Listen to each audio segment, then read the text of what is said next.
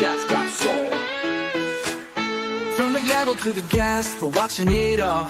Covering the courtroom, big case or small. Laugh when we can, cry when we must, but it's all real talk, you can count on us. We're not the pros, just fans who care. With popcorn in hand and a comfy chair. And every twist, we're right there. Together like we're all in the witness chair. This is the Broken Baker, where the trials come alive, where the chat is wild and the vibes survive. We're watching the worst of what people do, but we keep it light, yeah, that's our truth. It's the only place for crime, and it feels just right.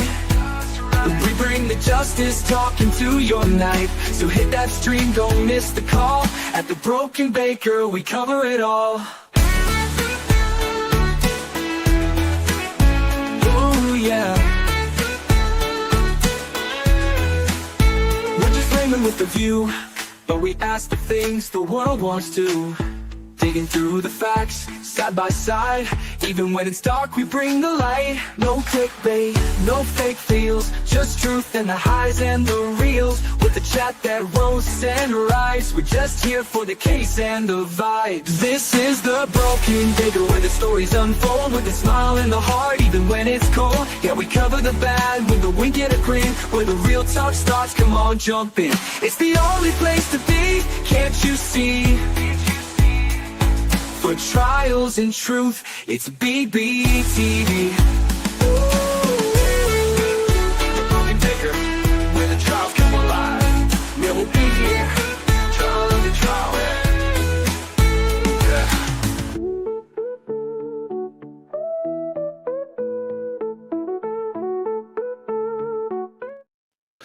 Good morning, good evening, good afternoon. Welcome back to another part of the Marissa Show. She will be doing an interpretive dance of what we heard this morning so everyone can be up to date. This means the C word. We have discussed it, and she said I couldn't really put into motion.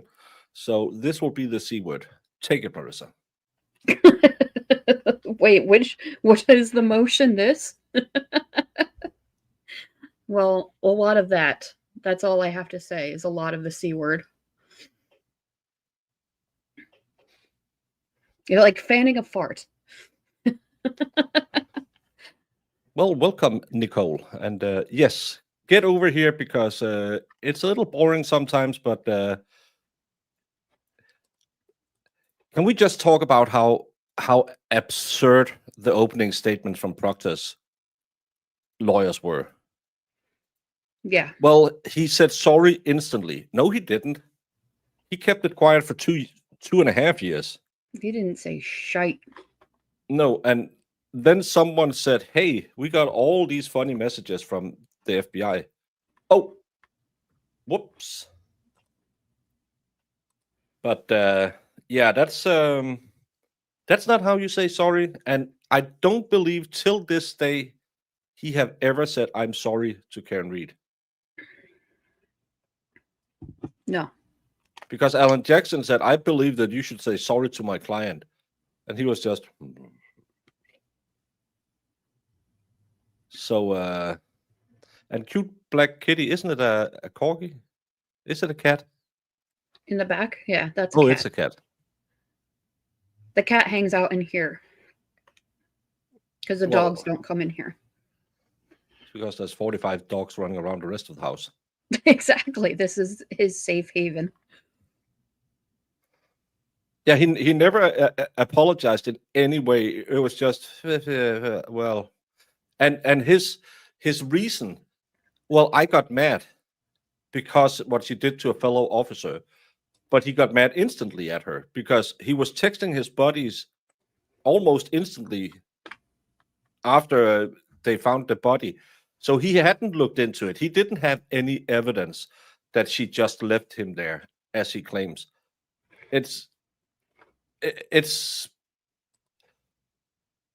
It was ridiculous, to say at least. Yep.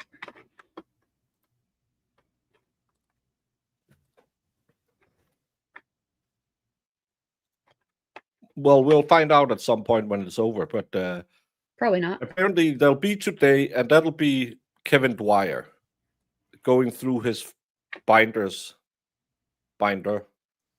Tomorrow, they might call some defense witnesses, and then Proctor would be called in October. Did I understand that right? Yeah, I think so. Yeah, he wouldn't get his say till October. And tomorrow we might have a problem by streaming it, but because Marissa has to do her day job, and for some stupid EU law, I can't stream Boston 25. So, but then we will, if we can't get it up and running, we will find a good alternative and let you know in the community section where you should go watch it. Yeah, you're getting two for.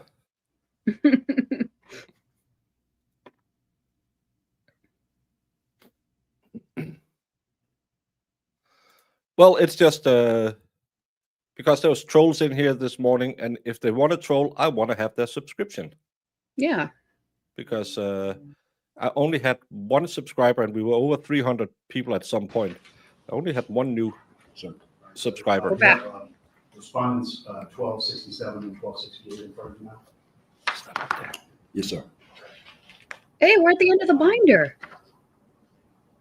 During the course of the disciplinary proceedings in this case and following, have you had occasion to learn of certain responses given by Mr. Proctor regarding his views about the messages? Is he just restreaming it, or Yes. is he doing And are commentary? you aware of his answers given, for example, during your interview with him, among other places, to the effect that he believed he maintained an expectation of privacy with regard to all messages on his personal phone? Correct.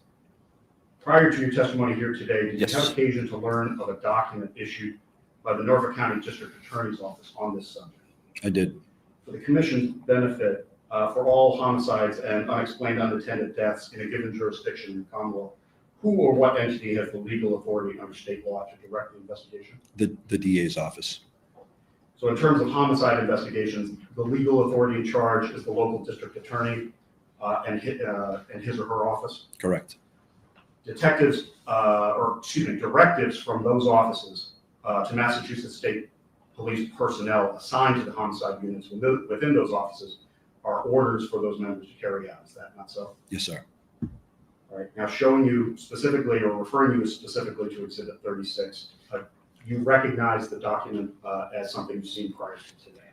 I do. All right, and it purports to be from the Office of the District Attorney for Norfolk County in the Commonwealth of Massachusetts. Yes. And it's issued to, specifically, Massachusetts State Police assigned to the Norfolk District Attorney's Detective Unit.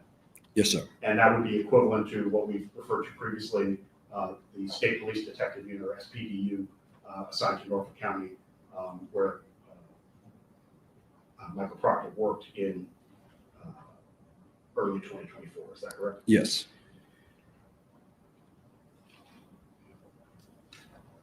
Was specifically referring you to the date of this memorandum as included on respondents 1267.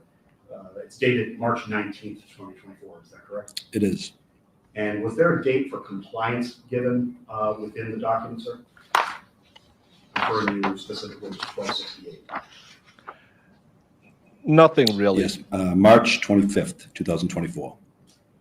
And was Michael Proctor still assigned to that unit as of that date as well? He was.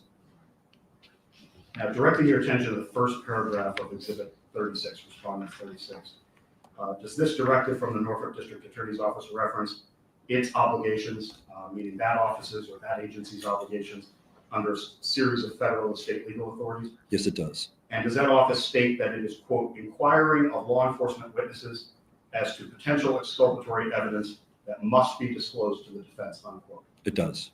Does it further state, please search for and produce any and all exculpatory evidence that is within your control and custody as it relates to the pending criminal case against Karen Reed? It does. And does it further go on to specify, this includes any statements of law enforcement or witnesses contained within the department, issued or personal cell phone or other electronic device or platform? It does. I'm going to ask you with regard to this topic just a little further. Well, he does, and his You lawyers mentioned does. earlier in your testimony, you have training and experience as part of a state police detective unit. Is that not true? It is true. All right. It's part And two. you're aware, sir, in your training and experience of special obligations held by all members of law enforcement above and beyond those of ordinary citizens. Is that true? It is. And one of those obligations for police officers, including investigators assigned to a local district attorney's office, such as that, to obey the directives of that district attorney's office. Yes. And it also includes the general obligation as law enforcement witnesses to turn over statements about cases made by investigators, made by police officers under what is known as Massachusetts Rule of Criminal Procedure 14. Yes. And that is a special obligation of police officers and investigators in particular that extends above and beyond the ordinary rules and obligations incumbent on an ordinary citizen in our society. It is. My final series of questions, Detective Lieutenant, concern the last finding and recommendation of your report. So I'm now going to refer you back to respondent 18, which is on page 491. I'll give you a moment to get that. Just give me a minute.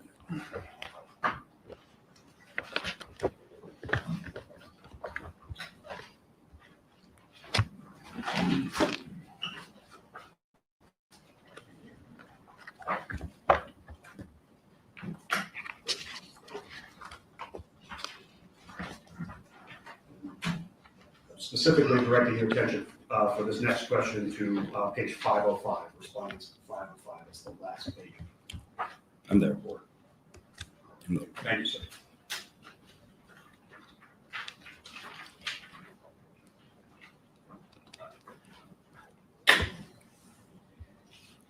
Detective Lieutenant, looking specifically at your page 15 of your report, Exhibit 18, which is also page stamped, respondents 505. Specifically, I want to ask you now about allegation K, the only one I haven't asked you about yet here today. This allegation K states, regarding the allegation that on dates between January 29, 2022 and August 17, 2022, Trooper Michael D. Proctor, number 3863, engaged in behavior that brought himself and the department into disrepute. You indicated thereafter the incident is supported by sufficient evidence to prove employee misconduct. Is that correct, sir? Yes. And it's marked then sustained for that particular allegation. Yes. All right, sir. Now, if I could ask you to go back a few pages in your report to paragraph 21. This is your conclusion section, sir. It would be on page respondents 4. Marissa, can you make a break I'm there. and maybe move the CC up? This is Detective Lieutenant Kevin Dwyer from Internal Affairs in Massachusetts. This hearing is because Michael Proctor believes that he was fired without any reason. And they are now having a hearing where the state has to fight against a former police officer. So it's all the fun. So far, we haven't heard anything new. I read all of these documents in a previous stream. He's just a pig of a man who didn't like Karen Reed. That's basically the summary of what have happened today. And he was drinking while on the job, which is illegal. And they have read in that these are the instruction manuals that have been sent to all the troopers saying you can't drink while driving a company vehicle.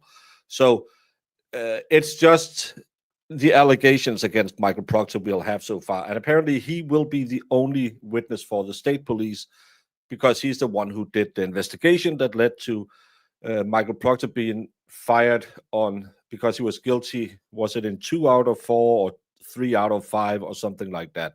So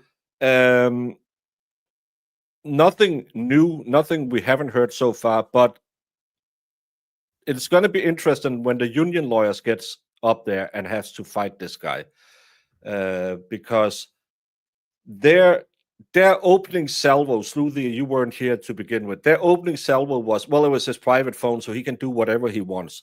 You can't leak case-sensitive material to anyone you want. You have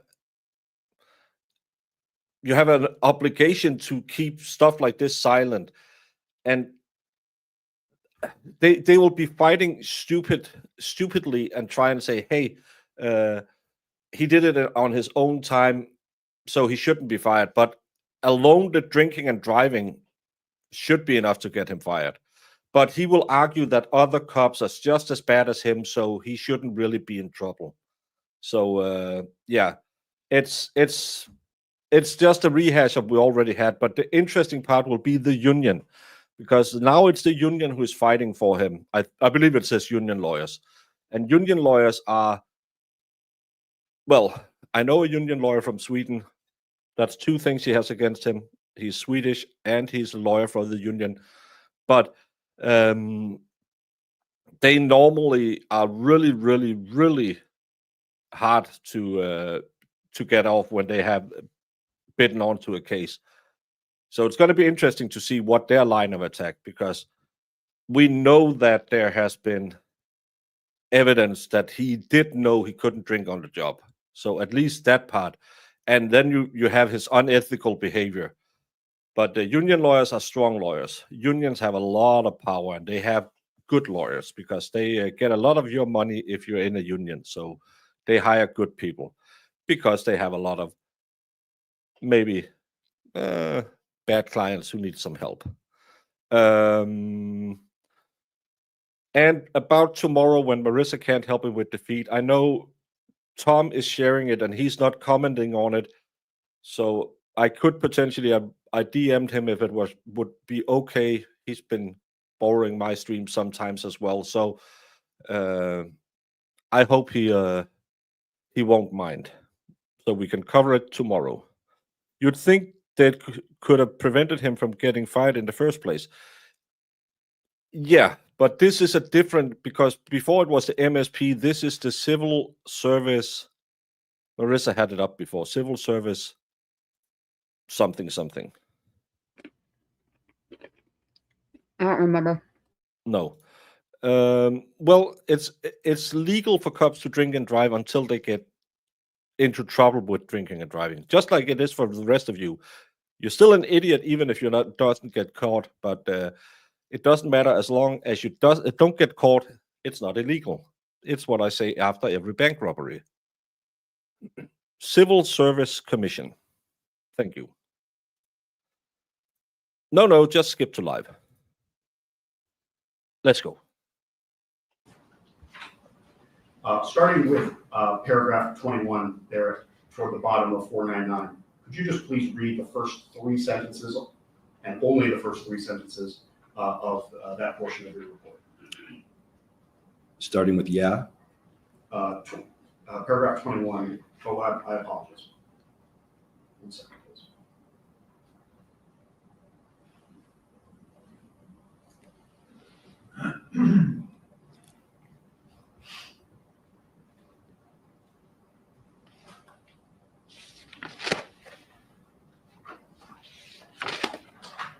I have an error here, so apologies for the confusion.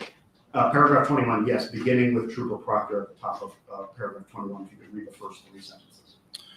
Trooper Proctor testified that he sent text messages to friends whom he described as people he grew up with and who lived in different parts of the country.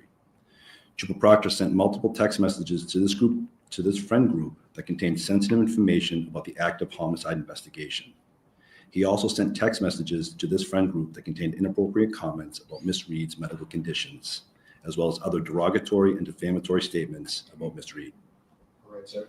Is it fair to say that in addition to bringing himself and the department into disrepute, these specific messages, the ones referenced in paragraph 21 immediately thereafter, those specific messages are also evidence of violations of allegations A, B, C, and D, as you categorize them in this investigation, sir? Correct.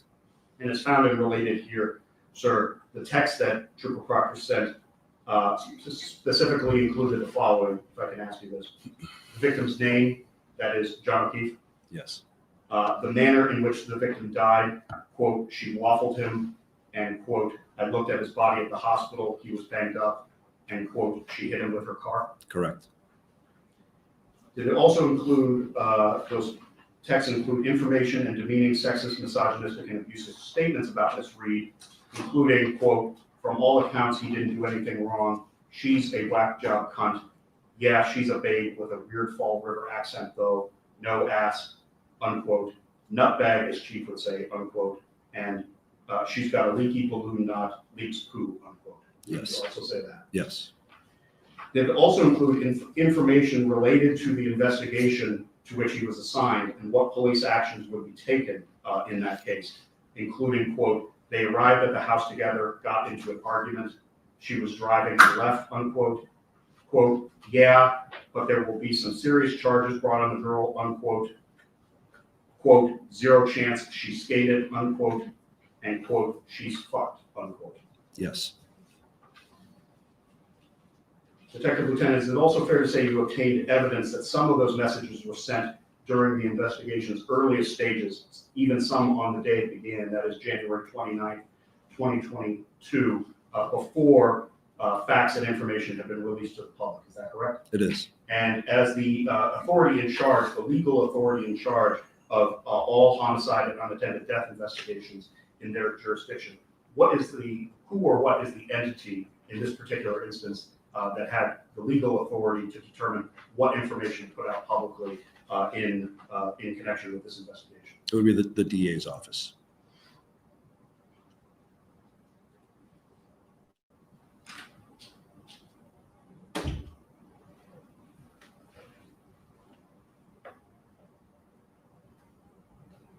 All right, so moving you slightly further in that same paragraph, again, we're in paragraph 21, but now onto the next page, respondents 500. Did you note and include in this portion of your conclusion section a summary of Mr. Proctor's statements to you during your interview, including his explanation that he, quote, did not provide specifics, unquote? Yes. All right. You further stated, is it not true, sir? Quote, while he may not have provided other specific case information to this friend group, he still provided information, including the cause of Mr. O'Keefe's injuries that had not been released publicly. Do I have that right? You do. And now I'd like to ask you about your findings and inferences regarding some of the comments that Mr. Proctor made about Ms. Reed. In your conclusion, is it not the case, sir, that you know the comment Michael Proctor sent about Ms. Reed being a, quote, whack job cunt, unquote, is an inappropriate and derogatory comment that shows Michael Proctor had a personal dislike of Ms. Reed? Yes. You acknowledge also in your conclusion section, sir, you acknowledge that Michael Proctor testified, quote, that his comments were partially it would have due been to noted when emotions she was getting arrested. tested, unquote. Is that correct? Yes. Even so, what are, in your training and experience as an assigned investigator to the Office of Professional Integrity and Accountability, what are the professional obligations of a sworn member in Michael Proctor's position when experiencing and confronting emotional difficulties concerning an active case investigation? So it's understood that police officers are humans and natural feelings and emotions are going to develop. But as a police officer, it's important that any actions taken are based on reason and fact. Referring you specifically to your words in your report, sir, did you include the following sentences and make sure I quote these correctly, sir? On this point, police officers have to act impartially and not based on emotion. However, police officers still experience emotions based on what they are exposed to.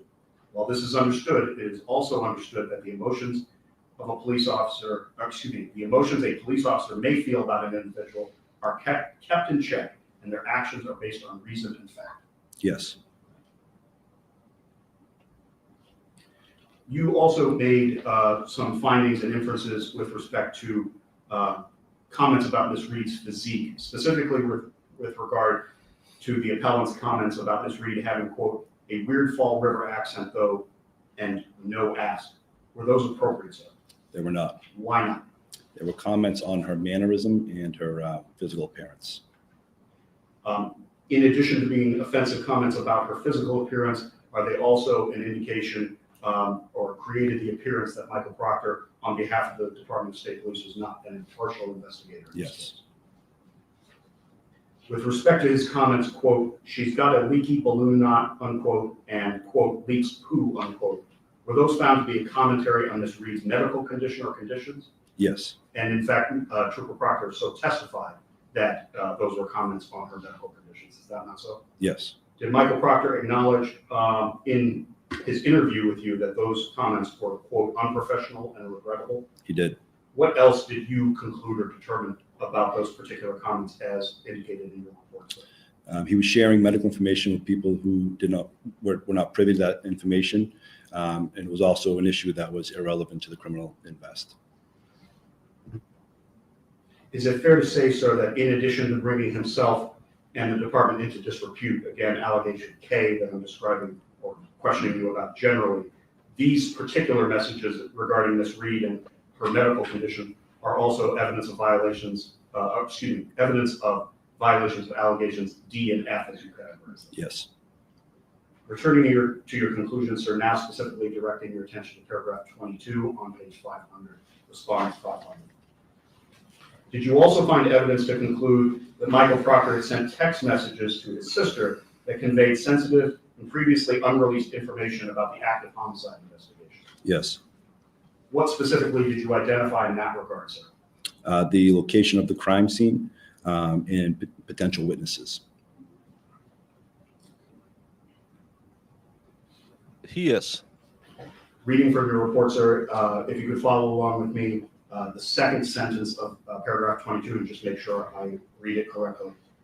On the same day that SPDU-Norfolk initiated their investigation of the death, Michael Proctor sent text messages, Trooper Proctor sent text messages to his sister that included elements of the death scene, quote, "just found a frozen to death on a front lawn in Canton this morning," unquote, and information about potential witnesses, quote, "actually just interviewed Jen McCabe, said she knows you," unquote, quote, "Julie and Chris were at the bar with the victim and girlfriend, gotta interview them," unquote. Correct. Did I read that correctly? Yes.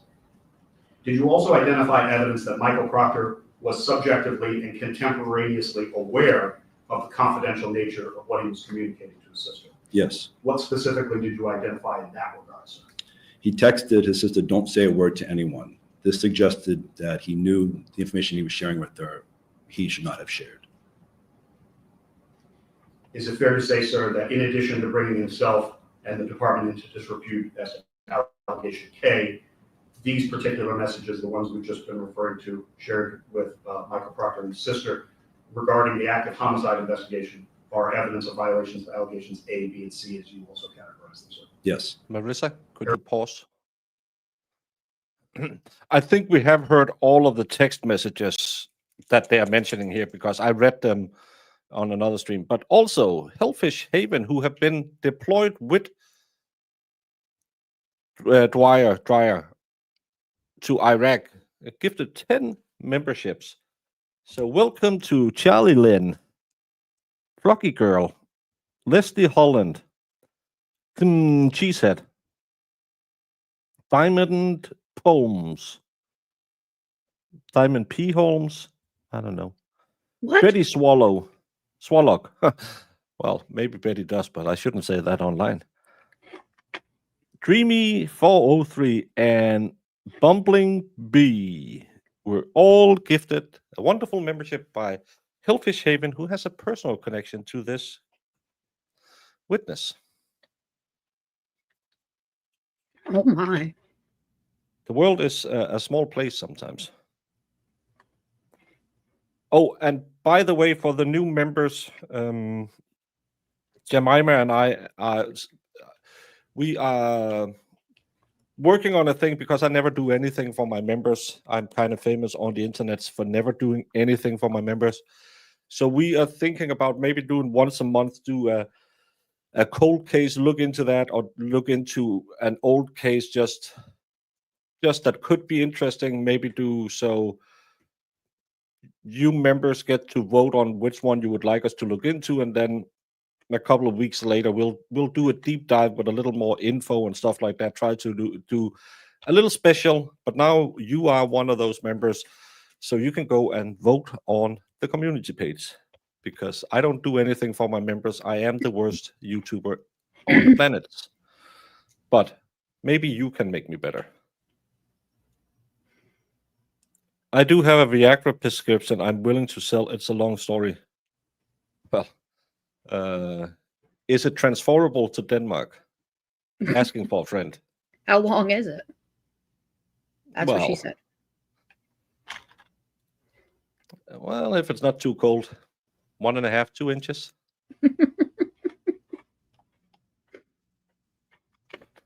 Sorry. Paragraph 24, please, sir, that would be page 5.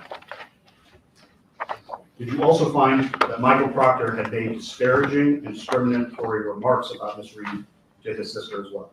Yes. Can you tell us what specifically did you identify in that regard? He texted her, hopefully she kills herself. All right, sir. And in your report, do you also address something we've heard earlier here today, something he said to you during his interview with you, that he described it as a figure of speech? Yes. What, if anything, did you conclude in your report with regard to his explanation that that was just a figure of speech? Even if he never had the intention for Ms. Reed to harm herself, it contributed to the parents that he was not impartial towards Ms. Reed. Is it fair to say, sir, that in addition to bringing himself and the department into disrepute, his statement to his sister about hopefully she kills herself regarding Ms. Reed was also evidence of a violation of allegation D, as you categorized it? Yes. Paragraph 25, please, sir, same page. Did you also find that Michael Proctor had sent sensitive investigation information and disparaging remarks about Ms. Reed to his wife as well? Yes. What specifically did you identify in that regard? He texted, we're going to lock this whack job up.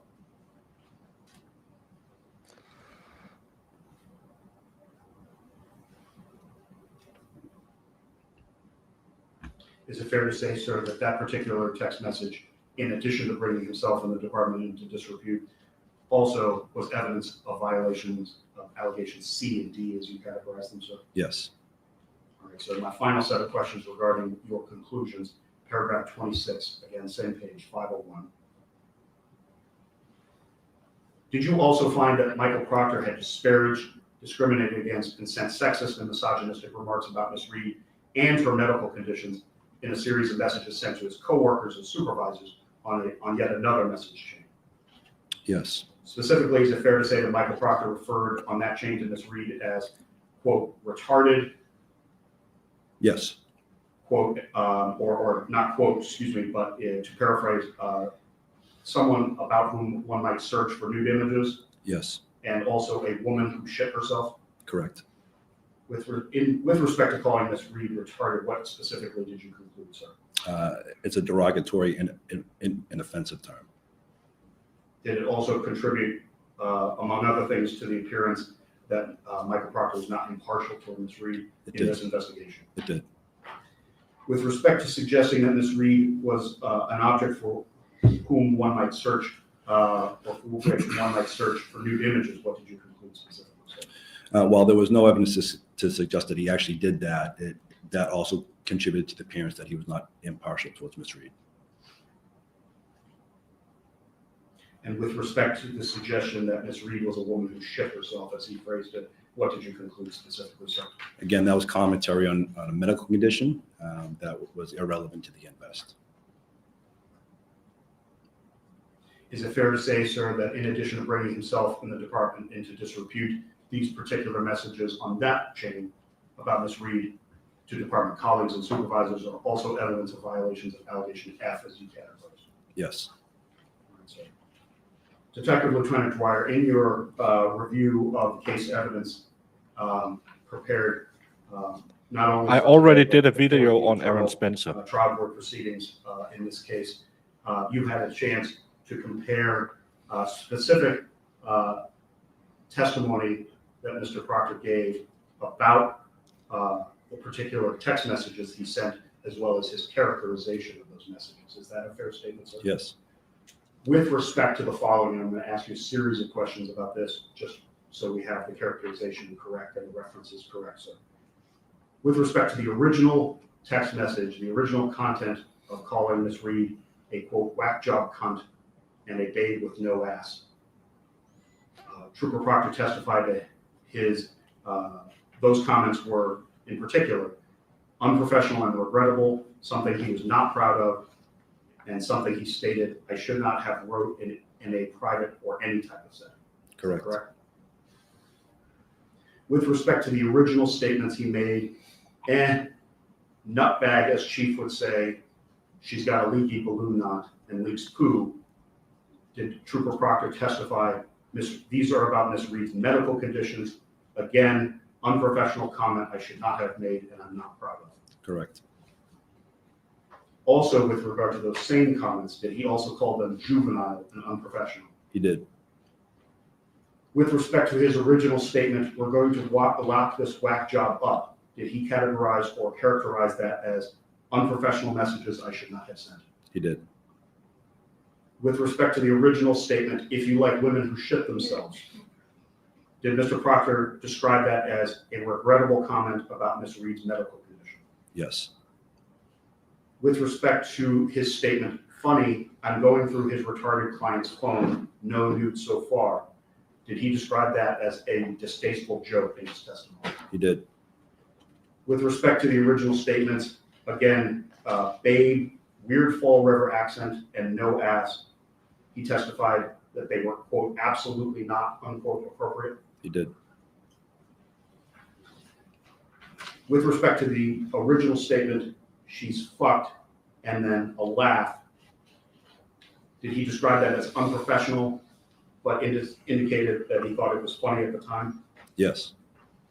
And specifically, the part that he found funny at the time was a comment by someone else on the text message chain indicating Ms. Reed was, it said, good, no ass bitch. Yes.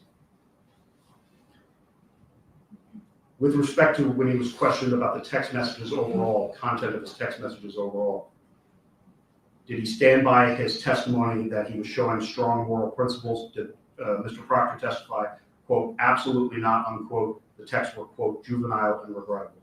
Yes. With respect to his original statement calling Ms. Reed a cunt, did he state This is that was, the quote, prosecution. in poor taste and, quote, inappropriate and juvenile, unquote? He did. And finally, with respect to the calling Ms. Reed a retard, did he also describe that as, quote, another disgusting comment, unquote? Yes. Those are statements and characterizations he made about his own comments under oath. Is that correct? Yes. I have only one more clip to play, Commissioner McConney. Could I have clip 10? There are no skips. Is that a long? It is not. It is about 1 minute. Can you cut for a second before we start the clip? I think the reason why he hated her so much is because she's an outsider. And the rest of the people that he could have looked into would also be, first of all, insiders. Second of all, closely friendly with his sister and potentially him.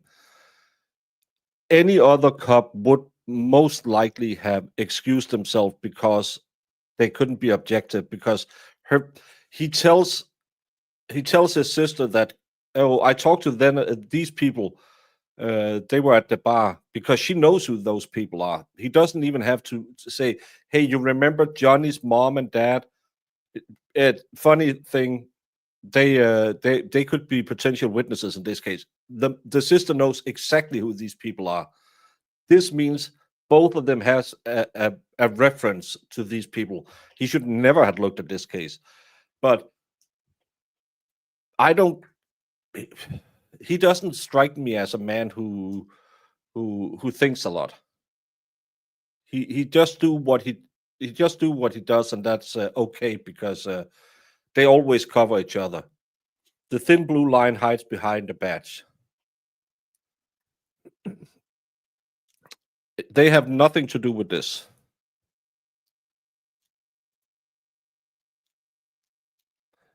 Yes, he had talked to Jen McCabe. Remember that interview where he absolutely didn't go and talk to her?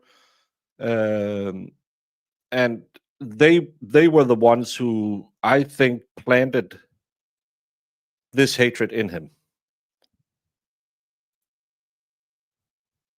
Well, Brandon, whenever Marissa invites me to your neck of the woods, let's go get a real cheesesteak instead of the horrible, horrible one you recommended at the airport. Hey, Dodo. Yes, because he couldn't manipulate them. Go.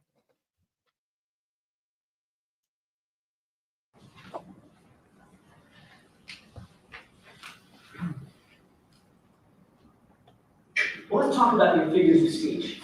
During the course of your investigation, your figures of speech include the following. She's a bitch. Objection. Is that right? Yes. A whack job, correct? Yes. A retard, right? Yes. Her balloon knot leaks, right?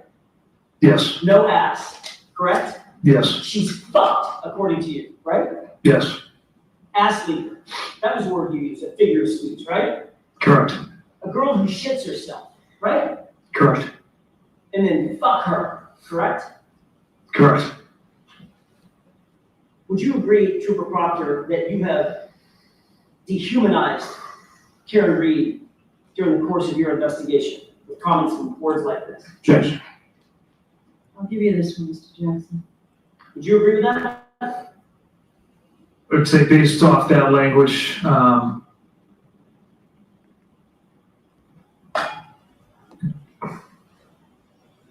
yes.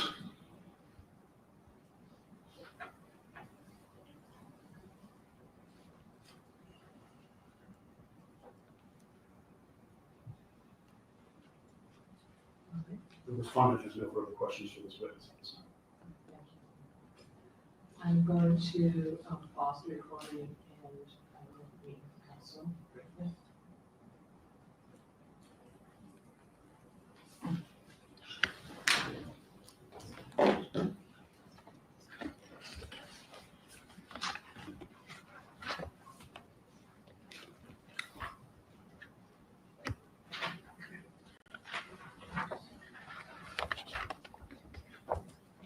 What did she say?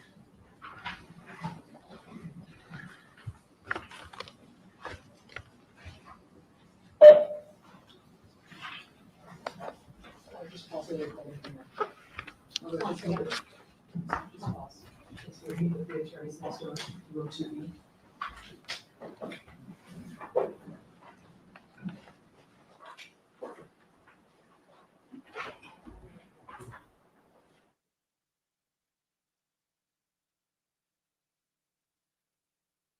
We can't hear you because you're muted. Well, I'm talking to myself saying, what happened? Are we done? What? Who? Yeah, I'm saying the same thing, but you're talking to yourself. Yeah, because I like to talk to intelligent people. Oh boy.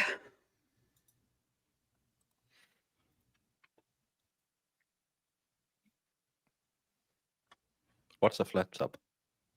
It's like a, he might be talking about like the grill that has like a, it's almost like a flat top griddle like you see in restaurants, but they have Oh, the one them- where there's no top on it, so you just waste a lot of heat. So it costs extra to make stuff on it instead of just getting a real grill. You can close and make both of them, so you don't waste as much. Usually money. they have a top, but it's just flat and it doesn't have grates down to the fire. Well, I said what I said.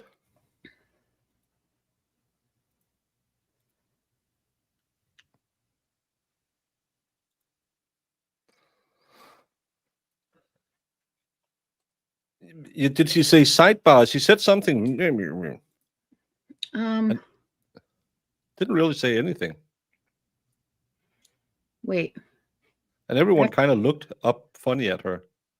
State concludes questioning. After questioning Dwyer further about Proctor's offensive and unprofessional comments about Reed, her medical condition, and her attorneys, state police have wrapped up their questioning. Cross-examination is set to begin at 2:45. Why take a we just had a 45-minute break. Well, didn't they have like some kind of motion they needed to go over? Oh, maybe we'll find it out. What the hell? Well, you just canceled a big windmill project that the Danish company was Now we're back on invested the in, record. The time is costing now us 2:20 30 p.m. billion. Thank you. So basically, since the state police is finished with his direct examination. That's just we'll what I just have, read. The appellant. We weren't Dennis live. Cross. We'll do a recess till 2:45, and then we'll come back and resume. And we're going to stop at 4:30, Okay. as you understand. Thank you. So, want to go to 4:30? Actually, I wanna go to bed. Put it on the record. I was up at 5:30 this morning. So just to repeat, you've already typed it, that we spoke with the attorneys and that Mr. Carley has finished his direct of Lieutenant Detective Dwyer, and the appellant will begin its cross at 2:45. Thank you very much. Well, she seems more cheerful now than when we started.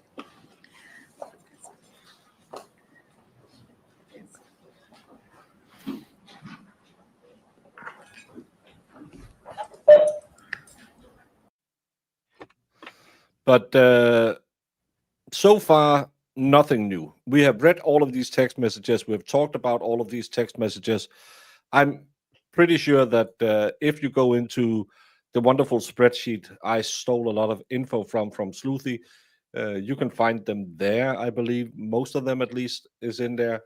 So if you want to read how disgusting he was, but to me, it's, you know, those guys who peaks in high school and never stop peaking in their own mind. He kind of seems like one of those guys who's the frat boy who, oh, I'm just gonna keep talking like this the rest of my life, no matter what setting I'm in. And yeah, we can banter, we can have some fun when we are amongst friends, but you just don't put it in writing because you have fucking cop. And they'll come back and bite your ass.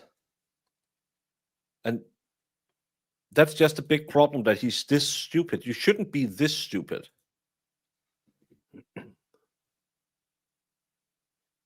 Adelson trial did 300 witnesses in 2 days. What? What? Did they just come in and say, hey, are you John? Yep. Thank you. Hey, are you Joni? Yeah. Bye. If you can go through 300 witnesses in 2 days, you shouldn't have called them. This is the guy who liked talking about poop, yes. Yes, this is to get his job back. Because he is fired, not as Sean of the Gulf claims, but actually fired this year after a hearing process where they found that he didn't show sufficient bias against Karen Reed, so it had influenced the investigation. But the language he used was putting the police department in a bad light, and he had been drinking while driving his government vehicle, and that's not allowed. So actually, a lot of people are saying, hey, what about planting evidence and all that? Never looked at it. Never, ever looked at it. So it's nothing about this. This has all to do with the text messages. And was he promised a gift for it? And he kind of snuck out of that by saying, well, I thought my wife deserved a little something because she was doing all of this at home. And but we never received a gift. But again, if you wanted to nail him on it, you could nail him on it, because the language he used could be read in a context where he's saying, hide it from everyone, give it to my wife. And soliciting gifts for your spouse is just as illegal as soliciting one for yourself. But because he never received a gift, he wasn't found guilty of asking for a gift, which is stupid, because we have read the text message. He clearly says, well, give it to my wife because She's the star or something.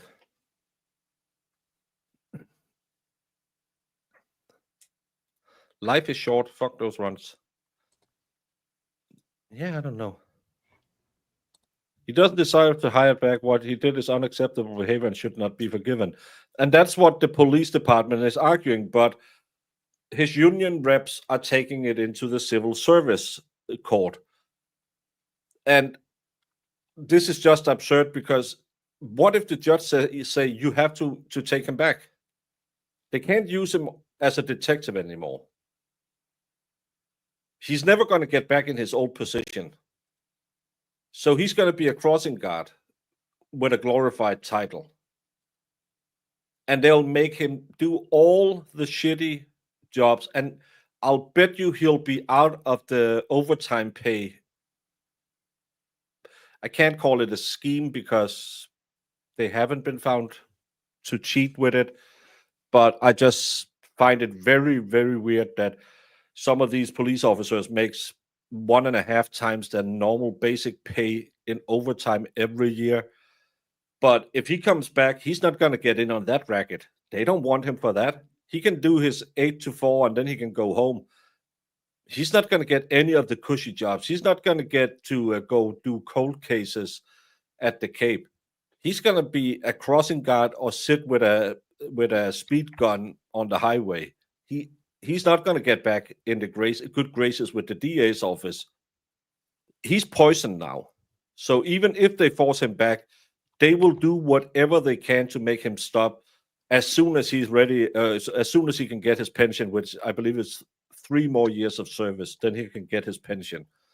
But I bet you if he had just shut up and taken the L, he would have had a security service job in a mid-sized company in a year, because he shut up for Morrissey. So, because that's normally how you pay people.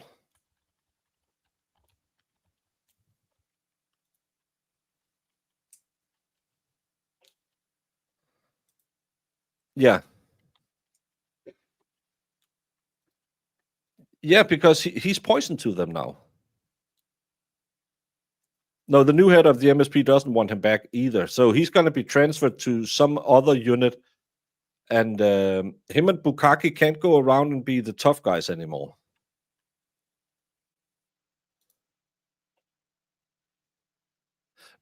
That's the thing. If you can just get his 3 years, because of the weird pension plans they have in Massachusetts, Brandon did look into them. He's golden, because they have a really weird way of calculating how much you get paid. But if it goes back, wasn't it the last 3 years' pay that made the base pay? And if he goes back and just gets bumped down to a patrolman salary, then it's not as good, right?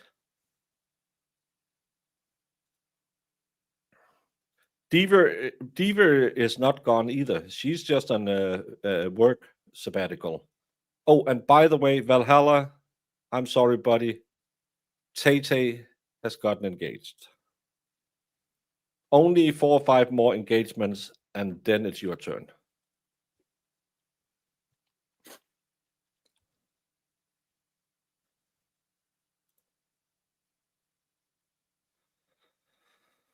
I think Proctor, even remotely capable of us understanding that his marks were just simple mistakes that demonstrate his undeveloped attitude and lack of professionalism towards his job. He's an empty bag, a little boy who has no place in the criminal investigation department. Exactly.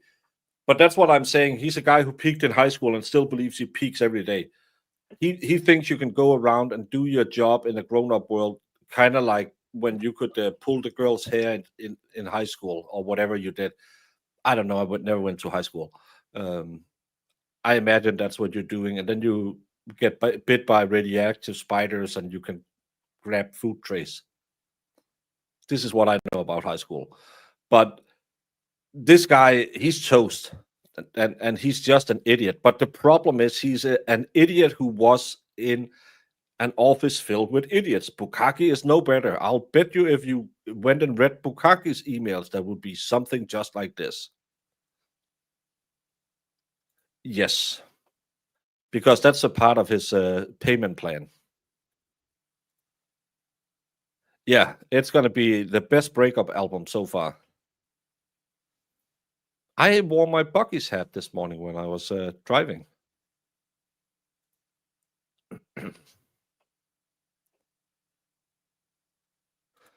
Well, me and Valhalla are big Tay fans. No, and every case he touches, defense attorneys will say, hey, we need to see his private communications.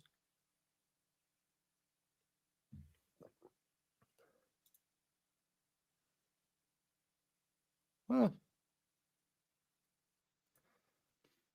I actually think he was the goon squad. Him and Bukkake was the goon squad for Morrissey.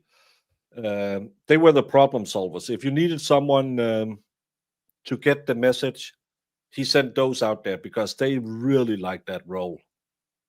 The way I've seen Bukkake on body cams and stuff like that, he likes his tight pants when he can stand and intimidate people.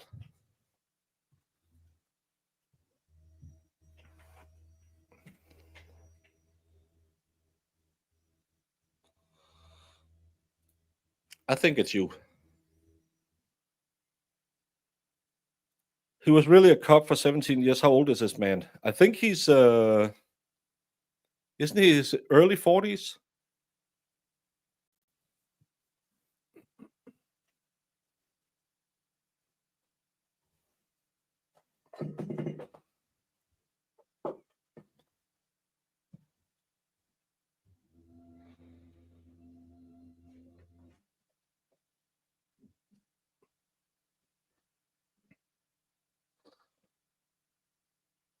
Who wants such an immature crybaby in the department who doesn't do his job and drink during lunch break? Well,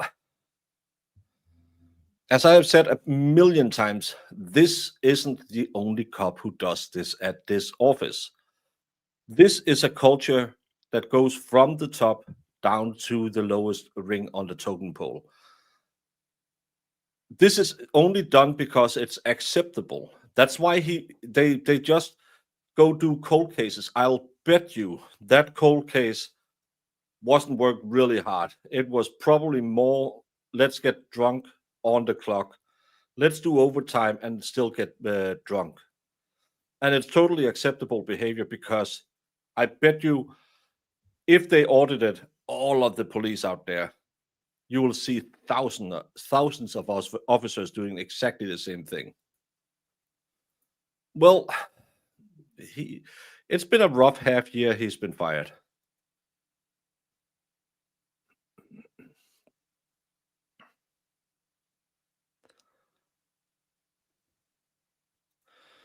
No, it's going to be interesting to see who they call as witnesses.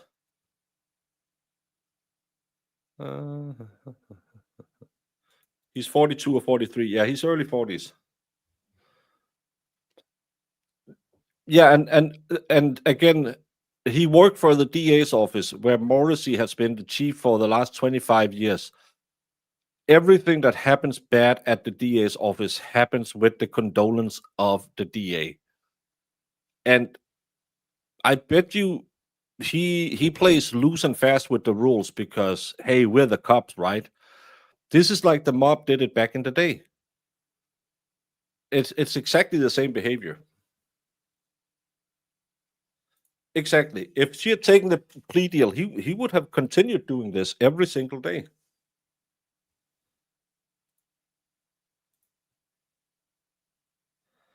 I thought the cold case was in Higgins' area after he had ghosted the McAlberts. Had nothing to do with them, I believe. It's just a go drink at the Cape. Well, this is the first one they'll hold accountable. The next one will be Fanning in the Birdsmore trial. But again, no one in the state holds him accountable. And every time your governor in Massachusetts puts anything on TwitTwat, people are asking her when she's going to do anything, and she has been quiet. She shut down like an oyster.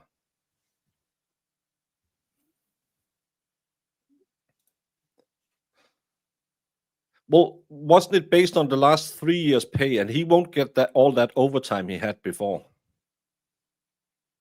So I don't know. Yeah, with the low bar for school teachers, he could get that. Well, those who rehire him will be forced to do it because of the rules.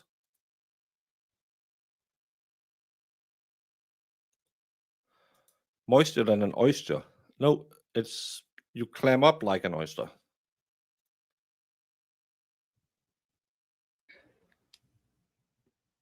I think they're back. Yeah, but you stopped it. Yeah, there's no Back in sound. the record, the And you were time is 2:45 p.m. There we go. And Mr. Carley, you have concluded your direct, Lieutenant Detective Dwyer. I have. Thank you very much, Mr. Carley. Mr. Moynihan, you may proceed. Thank you. No cases with them. Good afternoon. They make Dwyer. priests look like they're celibate. Sir, how long have you been with the state police? Almost 21 years. And currently you're in internal affairs, otherwise known as OPIA, correct? And can you explain what your function is in OPIA? I'm an IA investigator. Okay, what does that mean? For internal affairs investigations, any potential violations of policy, rules and regulations. So you investigate other members of the department for potential violations? Yes, And you've been there for 4 years in that department? yes. Okay. How many investigations would you say you've done in 4 years?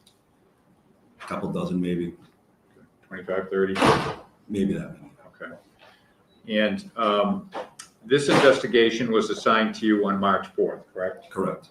All right. And that was assigned to you by Lieutenant Colonel Brian Connors? Lieutenant Colonel Connors had requested the invest. Mhm. I was assigned by Colonel Shoemaker. Okay. And could you turn to, we have our exhibits in front of you now, appellant's exhibits. Could you turn to exhibit 1, please?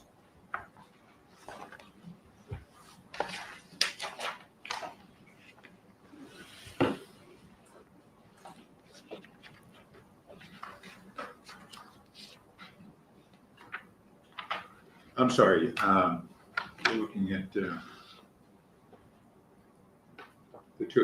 I'm sorry, I'm responding to exhibit 1, I'm sorry, sir.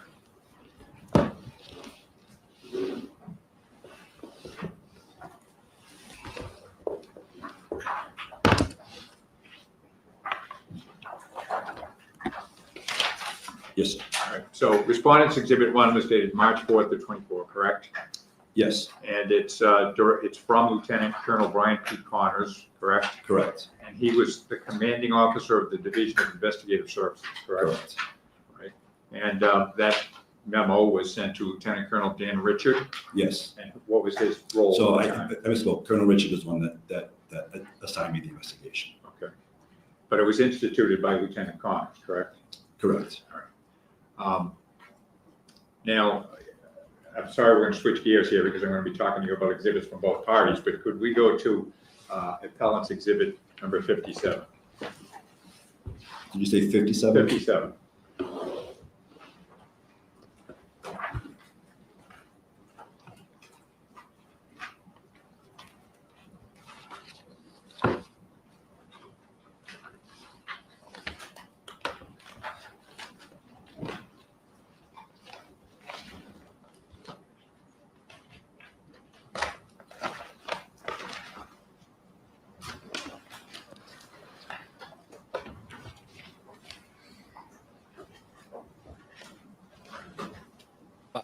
I don't know. Yes, sir. Okay. So that in front of you. Yes, sir. What is that in front of you, sir? It's the Rules and Regulations, Article 4. Of the Department of State Police, correct? Yes, sir. And there are many rules and regulations of the Department of State Police, correct? Yes, there are. And there are many policies and procedures of the State Police, correct? Yes, there are. And you have in front of you Article 4, I do. And it's dated, and these change from time to time, correct? They do. And the date of this is September 27 of 23. Yes, it is. And Article 4.0 is entitled what? Title and rank payroll promotions. And so in effect, this rule and regulation, Article 4, sets out the ranks of every member of the state police, correct? It does. Beginning with the top order of rank, correct? It does. And 4.1 reads, the order of titles and ranks in the Massachusetts State Police shall be as follows, : first bullet is colonel/superintendent, correct? Correct. As of February of 24, who was the colonel/superintendent? February of 24, Colonel Jack Maughan. And the next bullet down, and I assume this is second in command, is lieutenant colonel/deputy superintendent, correct? Correct. And who was that as of February of 24? Lieutenant Colonel John Pinkham. And then the next item down is third bullet down is lieutenant colonel, correct? Correct. And is there more than one lieutenant colonel in the state police? There are. How many are there?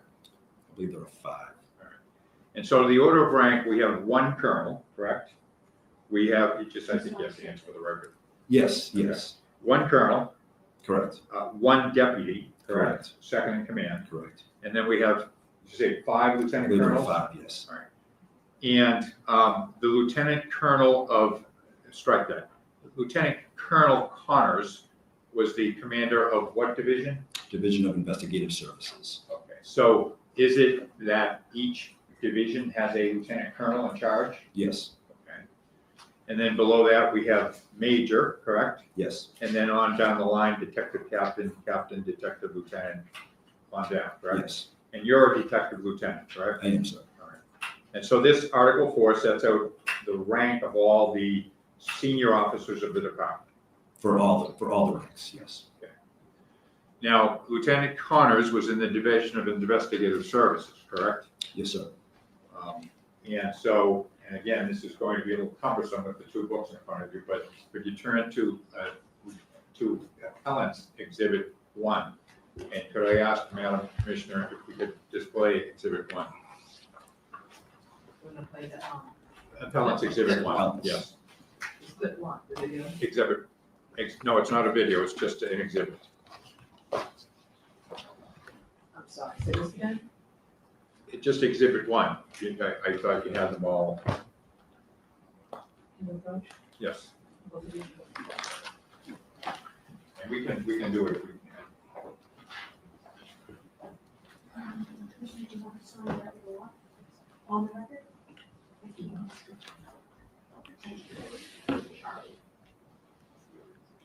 I can't hear you if you want this on. We're off, we're off.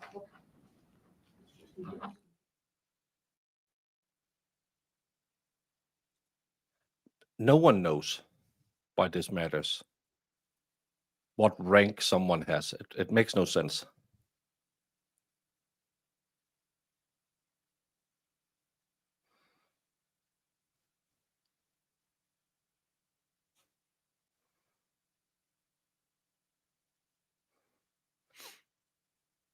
What are they doing? Looking at an exhibit, and it's not an exhibit that he's going to play. It was Exhibit 1, so I think it's the text messages. And then we get into sidebar. Unbelievable. And by the way, did you find a job for Brandon? Was I looking for one? He wants to work with the UN, maximum 40 hours per week, and he doesn't want to go to JLo concerts. Oh, We're back on the Can't record. do. The time is now 2:50. JLo is a requirement. Thank you. So apparently it can't be displayed DLT, but could you go to Exhibit 1, please? It's called Exhibit 1. I'm there. And so this is entitled what? The Massachusetts State Police Division of Investigative Services. Sorry. And is this a chart of all divisions of the state police? It appears to be, yes. Okay. And on the second page after the emblem, the first page is entitled Massachusetts State Police Division of Investigative Services, correct? Correct. And the first name at the top of that chart is who? Lieutenant Colonel Brian P. Connors. Okay. And then below him, there are 4 names. They're not Major Leonard Coppenrath, Detective Captain Gerald Collins, Major Michael Farley, and Detective Captain Eric Benson, correct? Correct. And what are their roles within the Division of Investigative Services? So each major and detective duo, if you will, they each oversee a certain set of units. And on the left side of the chart, there are numerous units and divisions listed, correct? Yes, sir. And on the left side of the chart, the Norfolk SBDU is one of the units or divisions listed, correct? Yes, sir. What is the Norfolk SBDU? The Norfolk State Police Detective Unit. Norfolk County DA's Office Detective Unit. All right. And so just following along on the chart then, if you look back up, Detective Captain Gerald Collins would be the detective captain for the Norfolk SBDU. Yes, sir. And Major Len Coppenrath would be the major in charge of the Norfolk County SBDU, correct? Correct. And then above them, they would answer to Lieutenant Colonel Brian Connors, correct? Yes, sir. All right. Thank you. Now, have you, prior to investigating Michael Proctor, did you ever investigate anyone for comments, personal comments on their personal cell phone? I have not. And could we go to your report, Exhibit 18? That would be Respondent's Exhibit 18.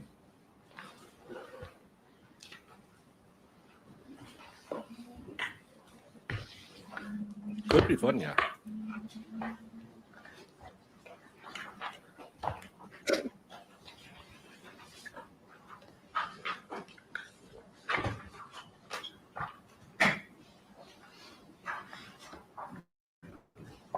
Okay, so we'll be there. All right.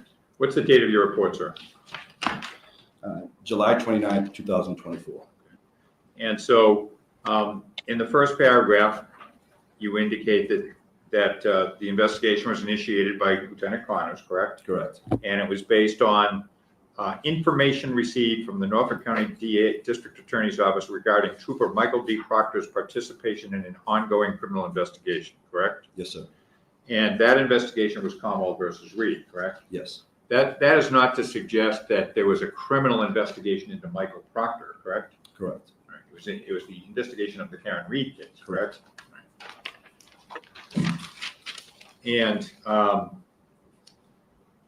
you go on to say that in paragraph 2, the Norfolk County DA had advised the department that they had been notified by the U.S. Attorney's Office that there was a federal investigation that involved Trooper Proctor, correct? Yes. Again, not of Trooper Proctor, just he was involved in. Correct. And as part of that investigation, the contents of Trooper Proctor's personal cell phone were obtained, correct? Yes. Right.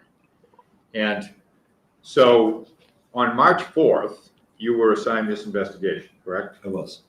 And are you now aware that the basis of this federal investigation was a claim by the defense of a conspiracy and planting evidence?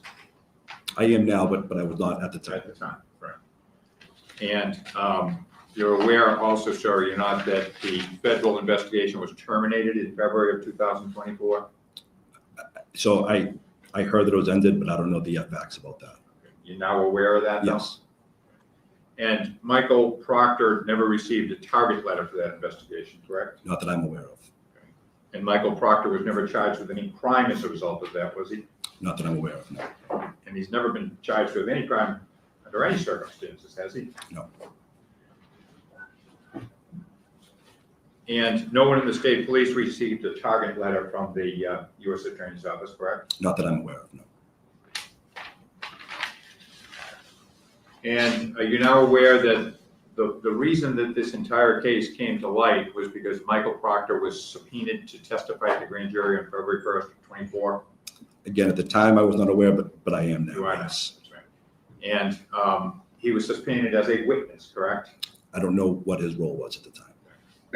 Are you aware now that he was Now I am, subpoenaed yes. only as a witness? Yes, sir. Not as a subject, not as a target, correct? Correct. All right. And are you now aware, and you became aware at some point in the past, I presume, that Michael Proctor learned for the first time on February 1st that the U.S. Attorney had somehow surreptitiously obtained his text messages from his personal cell phone, correct? Yes. And then he learned for the first time that they had those text messages on his personal cell phone, correct? Correct. And are you now aware that do you have any idea of the basis for them obtaining those messages? I wouldn't speculate on that, sir. Now, March 4th was the day you were assigned the case, correct? Correct. And on March 4th, there was a meeting at General Headquarters, correct? Yes, sir. And you attended that meeting, did you not? I did. And who else was at that meeting? It was myself, Colonel Mon, Lieutenant Colonel Pinkham, Lieutenant Colonel Richard, Lieutenant Colonel Connors, Attorney Staples, Detective Lieutenant Goslin, and I believe that was it. So you had, I just want to go through that again. Colonel Mon was at the meeting, correct, on March 4th? Yes, And this was held at the headquarters of Framingham? it was. And was it up in the legal department, or where was it held? It was in Colonel Mon's office. Colonel Mon's office. Okay, so Colonel Mon was present. Yes, Jennifer Staples was present. yes, She chief legal counsel. she is. Siobhan Kelly was present. I can't recall. I think she may have come later on. I can't recall. She's For deputy sure. counsel. She is, yes. And Detective Lieutenant Goslin was present. Yes. Said, what is his role? What was his role at the time? So at the time, myself and Detective Goslin were some of this meeting. We were working the case together. Okay. And was Colonel Daniel Richard there? Yes, And Lieutenant Colonel Connors was there, correct? yes. And Captain Benson was there, correct? He may have been there, yes. And so you had one colonel present. Yes. You had two lieutenant colonels present, correct? Three. Lieutenant Colonel Richard and Lieutenant Colonel Connors. In Colonel Pinkham. So you had a colonel, a deputy, two lieutenant colonels, correct? Yes, And you had one captain, Benson. yes, You had two detective lieutenants, yourself and DLT Goslin, correct, and two attorneys, correct. all present at a meeting with the Norfolk County representatives of the Norfolk County DA's office, correct? I don't think there were any reps from the DA's office there. Okay, not at that time. No. All right. And so the topic of discussion was what? The fact that the DA's office had disclosed to the department the existence of these text messages. So, I'm sorry, say that again? That the DA's office had disclosed to the department of the existence of these text messages. Okay. And was it necessary for you to sign a non-disclosure agreement on March 4th? It was. And so in your report, you say only that derogatory and defamatory messages were discussed, correct? Correct. And you say that only an oral summary of the text messages was discussed, correct? Correct. I don't believe that the content of the text messages was discussed, as far as I know, only the fact that these text messages had been found, but not the actual content of them. So this meeting took place after the DA's office had disclosed the text messages to the department, correct? Correct. And that had happened in late February, in early February? I'm not sure when the DA's office told me about it. It's So, not Lally, it's the union rep. Who was the speaker in the room on February 8th? I'm sorry, on March 4th. There wasn't one speaker, sir. Okay, but who was the one holding the meeting? Well, Colonel Mon was the ranking member, so it was his meeting, but there was not one speaker in the meeting. Okay, and everyone in the meeting had to sign non-disclosure agreements, correct? Correct. And so all those people in the room, and you're telling us that no one asked about the specifics of the text messages? I don't know what conversations they had prior to got there, or what questions that they had for the DA's office. And Can you so cut- the purpose of signing a non-disclosure, So are they trying to say someone leaked his text messages because there was non-disclosures at the meeting? Maybe. What? But But even so, who cares? it's the content of the text messages. It's not the context or anything. It's the content. I think they're just trying to point fingers anywhere they can. But it makes no sense. No. It doesn't. But I don't know. I think it's a distraction. Yeah, it's and again, all of these text messages was turned over to the defense already, but no one heard about them till trial. Right. Are they trying to spin some kind of stupid Turtle Boy angle into all of this? And this is because they asked about that conspiracy, blah, blah, blah. But lawyers are allowed to say whatever they will in court, more or less. And Aiden can say he can sue him for defamation if he wants to, but Aiden can speculate and say he planted evidence. Yeah. It has no bearing on this investigation, what Aiden is writing on his blog. Well, Sometimes you don't want to disclose things or disparage people, and normally there are lawyers around. Yeah. But it's just where are we going with these questions? right. Let's go. Disclosure agreement would be so that people couldn't disclose the content of those text messages, right? The purpose of the NDA was so we cannot disclose the fact that we knew that these text messages had existed.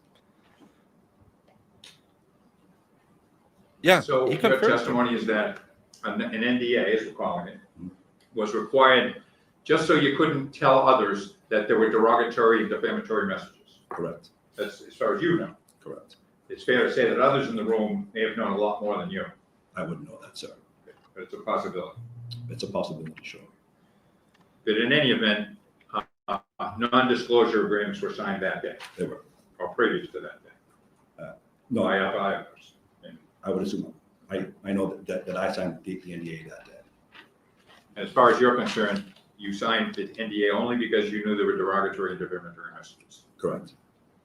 And do you know if that NDA, as we're calling it, was ever produced to Michael Proctor or myself? I do not know. But you signed one. I did. And everyone at the meeting signed one, to the best of your knowledge. As far as I know, yes.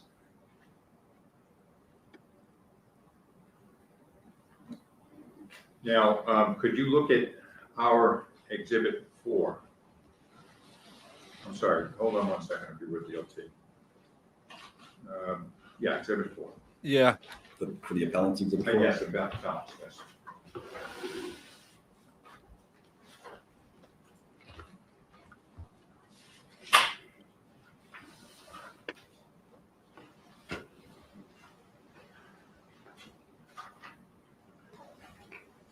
Let me know when you're ready. I'm here, sir. Okay.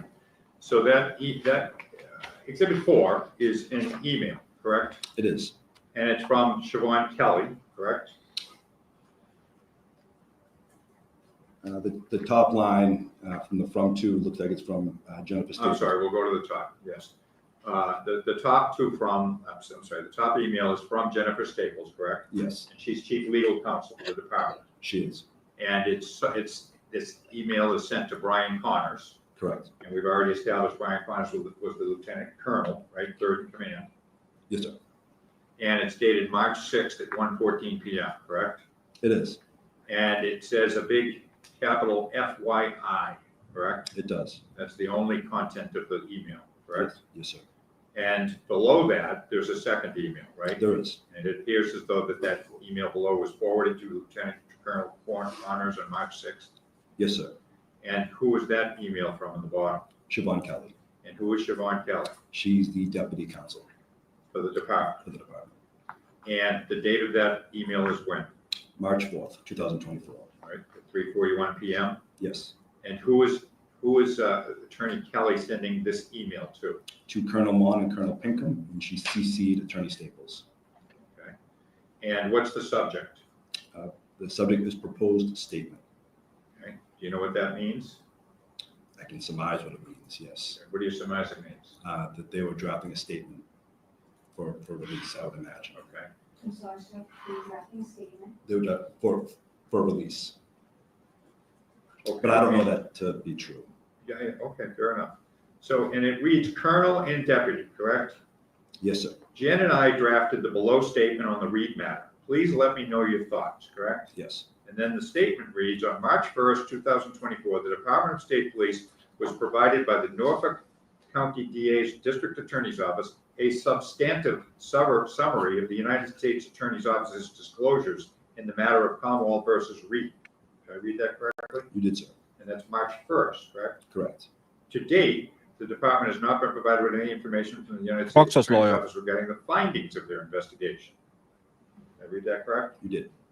So she is telling the colonel and the deputy, Colonel Bond, Deputy Pinkham, that the DA's office provided a substantive summary of the disclosures from the United States Attorney's Office, correct? Yes, sir. And based on that, as it reads down on the bottom, the department initiated an internal affairs investigation into Trooper Michael Proctor, a member of the Norfolk County State Police Detectives Unit, correct? Yes. And then it says, in consultation with the Norfolk County DA's office, Trooper Proctor was transferred out of the detectives unit pending the outcome of this internal investigation. Did I read that correctly? You did. Do you know if that ever happened? I don't believe it did. Brandon, if you stay awake, you can go to a Miley Cyrus concert instead of a J-Lo. I don't know if that's motivation.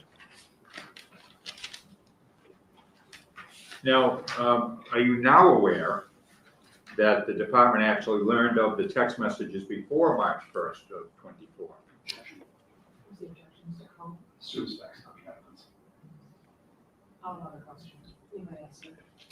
So again, sir, I am not sure when the department became aware, other than what that email said. Okay. Could you turn to Appellant's Exhibit 5, please?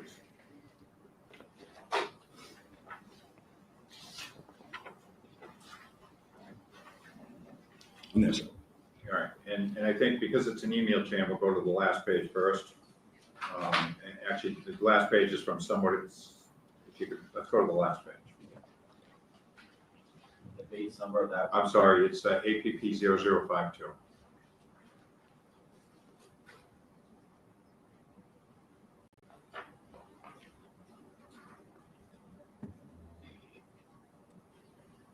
No, that's me and Valhalla, that's Swifties.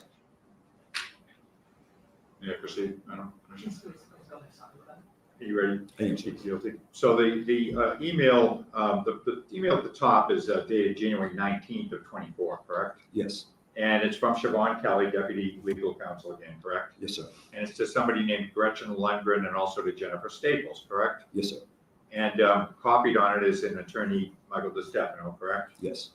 And this is, it reads, hi Gretchen and Mike, do Trooper Proctor and Sergeant Buchanan have a date yet for the grand jury? Thank you. Did I read that correctly? You did. And so it's fair to say that the department was aware that there was a federal investigation and that Buchanan and Mike Proctor were subpoenaed to be witnesses there, correct? It would have been that way, yes. And now jumping ahead to the previous page, APP 0051, if you could look at the bottom, email from Jennifer Staples. You see that? I do, yes. And so that's from Jennifer Staples dated Friday, February 2nd, 2024 at 12:25 p.m., Friday afternoon, correct? Correct. To Gretchen Lundgren, copied to Michael DiStefano. Hi Gretchen, happy Friday. Are you and Mike available today or Monday for a quick call regarding Trooper Proctor? Let me know, thanks. Cut. Did I read that correctly? You did. Irregardless, on Taco Tuesday, we do arms because if you want a thick mommy named Maria taking your chorizo where she squirts diarrhea, you better be swole. What? That and irregardless. It's not a word. I think he just mentioned it because he knows Sue will get mad, and then he has someone to argue with for the next 2 hours while they're just reading. So who made coffee for that meeting? When that meeting was over, how many sugar packs was left? Did anyone steal sugar at the meeting? Was the meeting an email? Should it have been?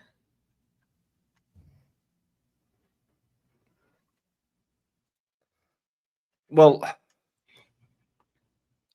why did you sign an NDA? because it had sensitive topics. Why do you sign the NDAs? Because it has sensitive topics. Did you write this? No, so someone else wrote this. Why did they write this? I don't know. To make a reply?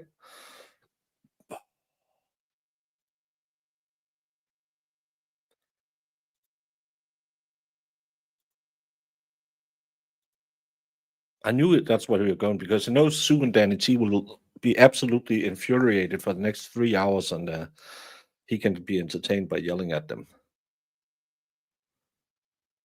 Go. And then moving above, there is an email from Gretchen Lundgren back to Jennifer Staples confirming that they could meet on that Friday, correct? Yes. And then going forward to APP 0050,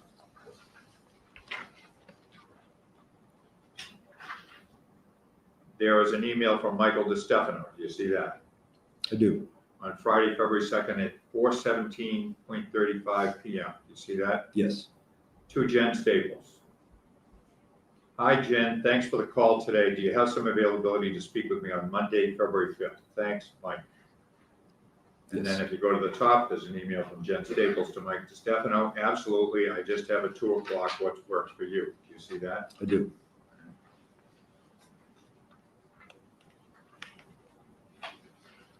And going to the previous page, APP 0049, from DeStefano to Staples again, February 2nd at 4:20 p.m.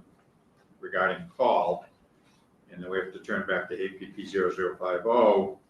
How about 11 a.m.? Thanks and have a great weekend. Yes, See sir. that? And then moving above that, there's an email from Jennifer Staples to Michael DeStefano on February 5th at 2:21 p.m., correct? Yes, sir. Hi, Mike. I have briefed the colonel and deputy about our call. Do you have time later this afternoon or tomorrow morning for another quick call? Let me know. Thanks, Jennifer Staples, correct? Correct. Are you now aware that Michael Proctor and his attorney self-reported the discovery of these text messages on his personal phone to Attorney Staples on February 2nd of 2024? I'm aware as we sit here today, yes, but not at the time.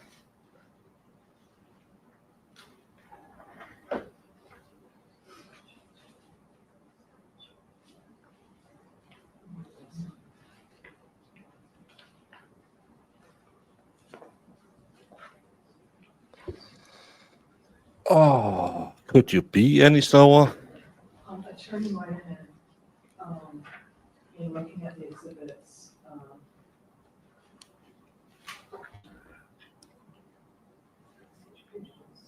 on page, base number, on page 50, you look at the bottom, Gretchen Lundgren's email is redacted. What was her role in this meeting? I'm sorry, Gretchen Lundgren? Yes, what was her role? She was Sergeant Mechanics attorney. All right, thank you. Just want to get that on record. Thank you. Please go ahead. Okay.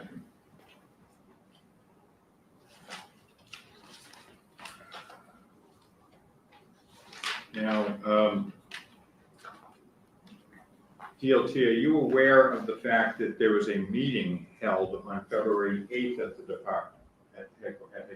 Only as we sit here today, yes. You know. Yes. And present at that meeting were Trooper Michael Proctor, correct? I believe so, yes. Attorney DeStefano,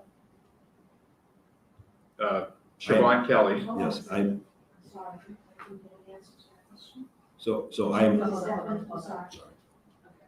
Pending question was Attorney DeStefano, and I have an answer on it. So, I'm sorry. who was at that meeting? so I am not aware of who was at that meeting. Are you aware now, did you learn it sometime in the past, that Trooper Proctor reported to DLT Tully the content of these text messages? Yes, And he did that on February 1st and on February 2nd, correct?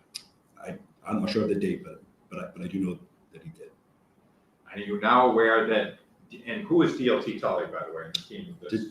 DLT Tully was a unit commander for SPD Norfolk. He was Mike Proctor's boss, Correct. one of his bosses, correct? Correct. And so in terms of bosses for How Michael cocky he Proctor, was. at the time, we had DLT Tully, correct? Yes. And what was John Fanning's title? He was the lieutenant, God. And who was above John Fanning? DLT Tully. Okay, and then who was above Tully? I believe that would have been Detective Captain Collins. Okay.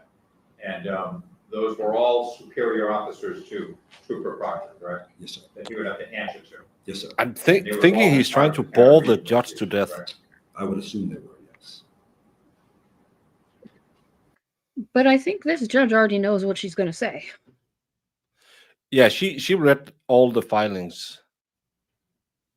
And that's This why is- I'm so annoyed by them. Just read Exhibit 1, Exhibit 2, Exhibit 3.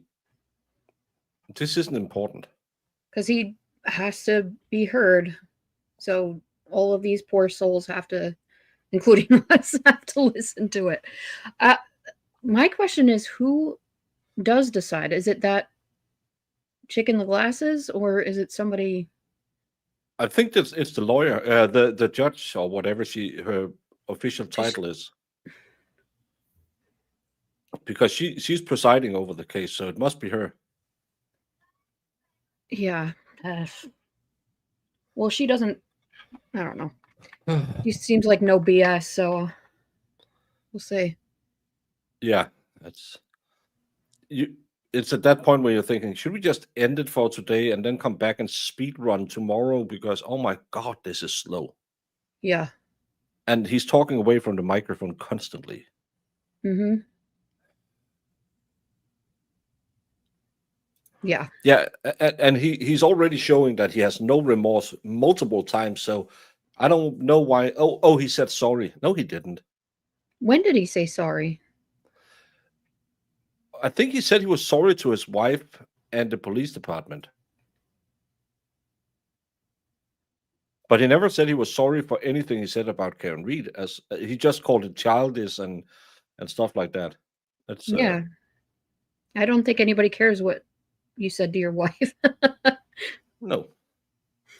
But I need a bio break. I'll be right back. Mm-hmm.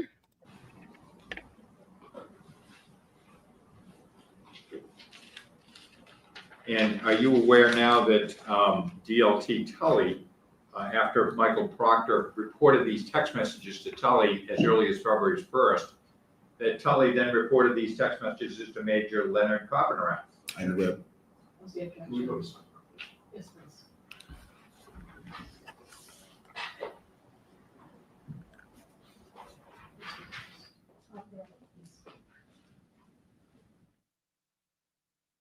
Oh, crap.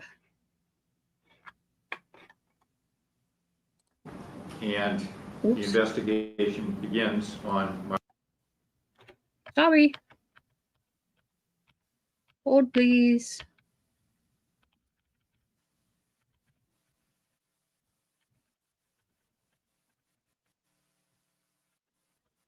So Mr. Colley objected, and we discussed the parameters for Mr. Moynihan. I can't hear this lady. Practice questions. Fine. Thank you, Mr. Moynihan. And so you did tell us that you're aware that Michael spoke to Tully, correct? Correct. And Leonard Copenrath was the major of the unit, correct? Correct. And he would have been Tully's boss. Yes, sir.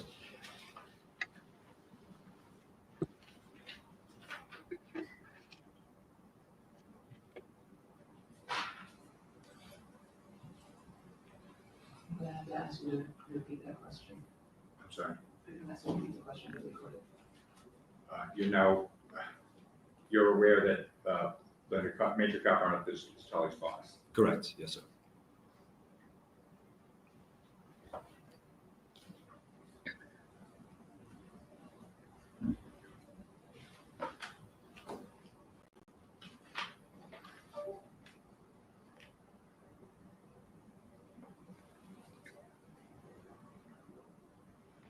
And this meeting on February 8th, you were not present at that, correct? I was not. So you don't know who was there. I don't.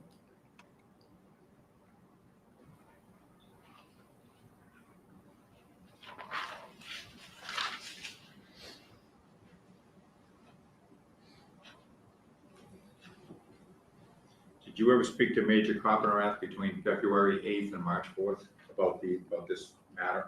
I did not. And just to go up the chain again, Major Coppenrath's boss would be Lieutenant Colonel Connors, correct? Correct.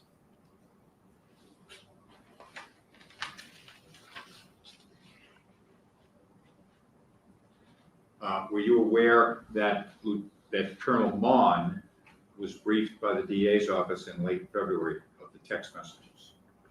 I don't know when he was, but I'm aware that he was briefed, yes. And you were aware that he was given specific details? I am not aware of that.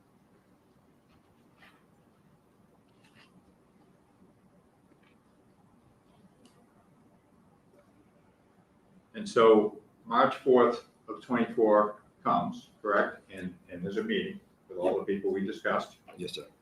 And the investigation begins on March 4th of Michael Proctor, correct? Correct. And could you go to Respondent's Exhibit 25? That would be the Department's Exhibit 25.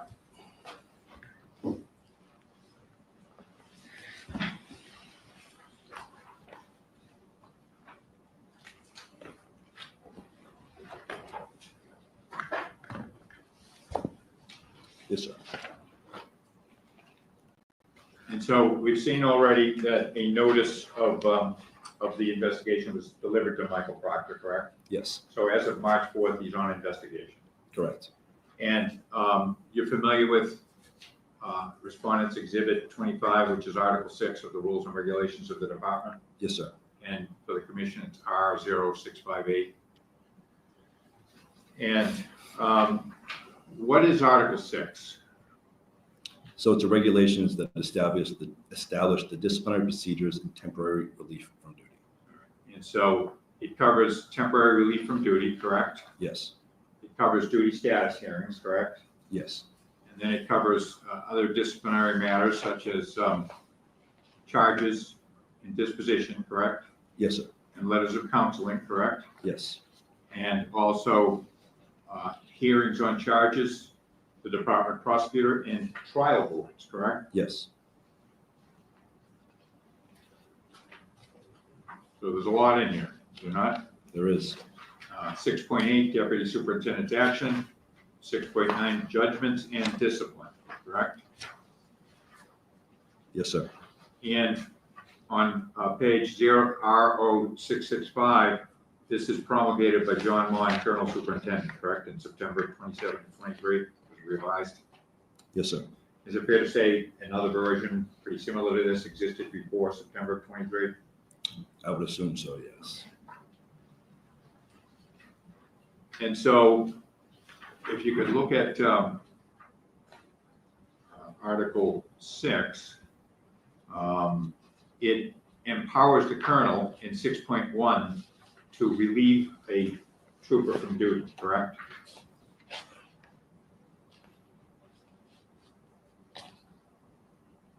Yes, sir. And Michael Proctor was not relieved of duty on March 4th of 24, was he? He was not. So that was the colonel's decision. Yes, sir. And could you look at 6.2 on R0659? I'm there.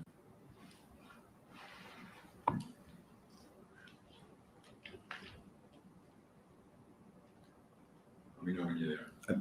I'm there. So 6.2 reads duty status hearing, correct? It does. And it tells us 6.2.1, a division commander, with the approval of the colonel superintendent, may convene a duty status hearing relative to the member's duty status if, item 1, the member is the subject of a criminal investigation, is arrested or indicted, or if a criminal complaint or warrant. Every time they say colon, I think they're talking about Colin Albert, and I'm like, ooh, something juicy. Nope. Just punctuation. But holy crap. Like, what are we getting at? Is issued against the member, semicolon. Or 2, the member is the subject of an internal investigation. And I'll stop there. That is correct. And so a duty status hearing can be convened to to change a trooper's status upon the opening of an internal investigation, correct? Correct. And the colonel has that discretion. He does. And so on March 4th, Mike Proctor was notified of this internal investigation about these text messages, correct? Correct. He was not relieved of duty, He was not. and he was not the subject of a duty status hearing, He was not. and he was not Duty. suspended without pay. Correct.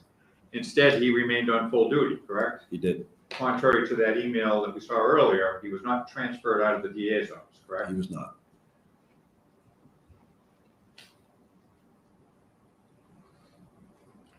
And so what was Michael Proctor's title as of February through July 1st of 24? Trooper. Detective? Yes, he was assigned to the SPDU, yes. Okay. And so it's fair to say, is it not, sir, that he remained on full duty, being investigating homicides from February 1st until July 1st? I don't know what his role was there, but he stayed with the unit. Okay. And could you go to Appellant's Exhibit 6? Exhibit 6, you said? Appellant 6, it's APP 0094. Bum, bum, bum, bum, bum, bum, bum, bum. Okay, sir. Bum, bum, bum. And do you have that in front of you? I do. And is this an email? It is. And it's from a David Procopio. Who's David Procopio? He worked in the media section. Media Relations? Yes, sir. Okay. So this is an email from him to Elaine Driscoll. Who is Elaine Driscoll? I don't know, sir. And also to, it says EPS. Do you know what EPS is? I don't. And it's also to Siobhan Kelly, who's Deputy Legal Counsel, correct? Yes, And it's dated March 13th, 2024 at 5:13 p.m. it is. And the subject of it is statement for review, correct? It is, yes. And it says, good afternoon, does this sound okay? The MSP has opened an internal investigation into an alleged violation of department policy by Trooper Michael Proctor. Trooper Proctor remains on full duty. Dave Procopio, Director of Media Communications, Mass State Police. Did I read that correctly? You did. So Michael Proctor remained on full duty as a detective in the homicide division. The colonel could have suspended him without pay or relieved him of duty, correct? He could have, yes. But the state police found it necessary to notify the media that an investigation had been opened. That's how it appears, yes, sir. Does that happen very often, that the department notifies the media about an internal investigation? I wouldn't be, But there's another way to answer. Mr. Conlon. Objection. Another question. I wouldn't be able to speak to that, sir. Well, you've investigated 25, 30 cases, right? How many of those have been, when the investigation has started, how many of those 25 or 30 have been displayed to the media upon the opening of the investigation? I wouldn't be able to put a number on it, sir, but it has happened. Other than this case? Yes, sir. Once? Again, I wouldn't be able to put a number on it. It's not something that I'm involved in, and I don't pay attention to that.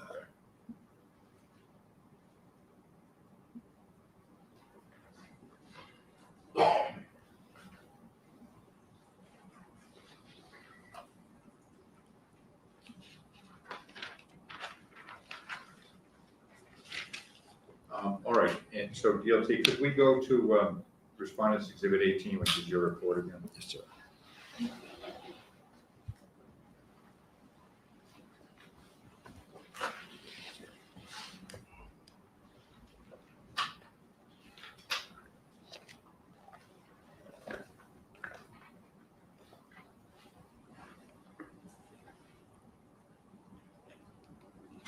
All right.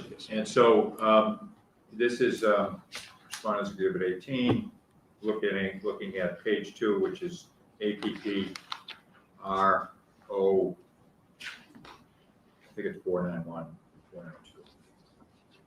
In there. And so paragraph 4, which you discussed on direct exam, you have that in front of you? I do. And this concerned your words, in addition to the information provided concerning text messages sent by Trooper Proctor, there were concerns raised as a result of the federal investigation that Trooper Proctor had a personal relationship with witnesses involved in the investigation, correct? Yes, An inquiry was conducted by the department to determine if any substantial relationship existed between Trooper Proctor and witnesses related to the investigation, correct? correct. So this investigation was separate from yours. Yes, it was. Why did the department choose to have separate investigations, do you know? I couldn't speak to that, sir. And so you learned of and who conducted this investigation? So it was an inquiry, I believe, and it was at the time Captain Benson and Captain Barrios. And those, Captain Benson was in the chain of command for Division of Investigative Services, correct? He was, yes. And was Captain Barrios also in that chain of command? No, he was not. And are you aware that Michael Proctor voluntarily went in for an interview with those two gentlemen? I'm aware that he was interviewed, yes. And he wasn't ordered to go in? I don't know how it came to be. Okay, sir. fair enough. Well, in any event, you are aware of the outcome of the investigation, correct? Yes, sir.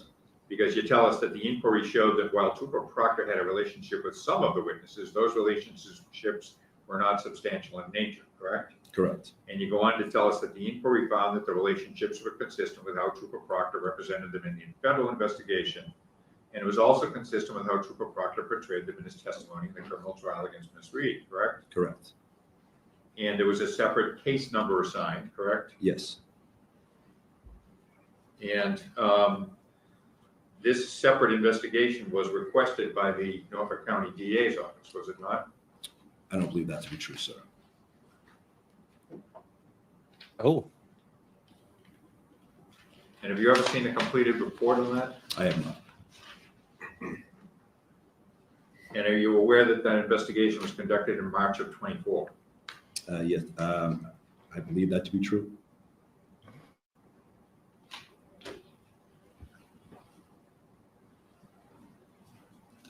So the Yep. nature and the scope of that invest by Benson and Barrios was related to the allegation of inappropriate personal relationships Correct. and related to any bias he may have. Correct. covered it yesterday.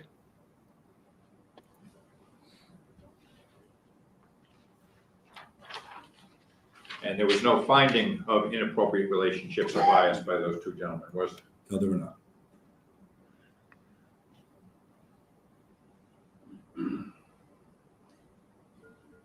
So despite this wild allegation of a grand conspiracy, they found there was none, correct? Mr. Wyman, you can word that differently. Well, there was a theory presented by the defense in the Reed case that there was a conspiracy, correct? I don't think I can speak to that, sir. That was information I learned well after the investigation. But there was no finding of a conspiracy by Benson and Barrios, was there? No, there was not.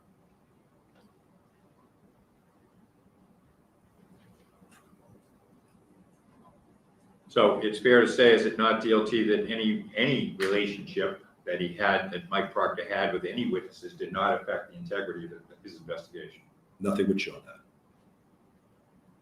And the trial for the Karen Reed #1 started April 29th of '24. I believe that to be true, yes. And so the Benson Barrios investigation was done 3-4 weeks before the beginning of that trial, correct? Yes, sir. And did you attend the trial? I did not. You watched it on live stream? I did. And so you listened to Michael Proctor's testimony? I did. And then you saved the videos for this case? I did. That's what we've been watching all morning? Yes, sir. And you created a summary of his testimony, correct? I did. And that was one of the department's exhibits here today, Exhibit 8, correct? Yes. And so you had all of the text messages that we watched on video summarized in a neat fashion in Exhibit 8, correct? Yes. And those texts were presented initially by the DA, correct, in the trial? Yes, sir. And then they were highlighted, were they not, by Attorney Jackson They were. in a very theatrical way? Your words, sir. And Michael Proctor admitted that the texts were unprofessional, correct? He did. Immature, Yes. juvenile, Yes. and offensive. Yes. Texts on a personal cell phone. Correct. He didn't deny his texts. He did not. Have you ever seen the full thread of text messages, the hundreds of thousands of text messages? I have not,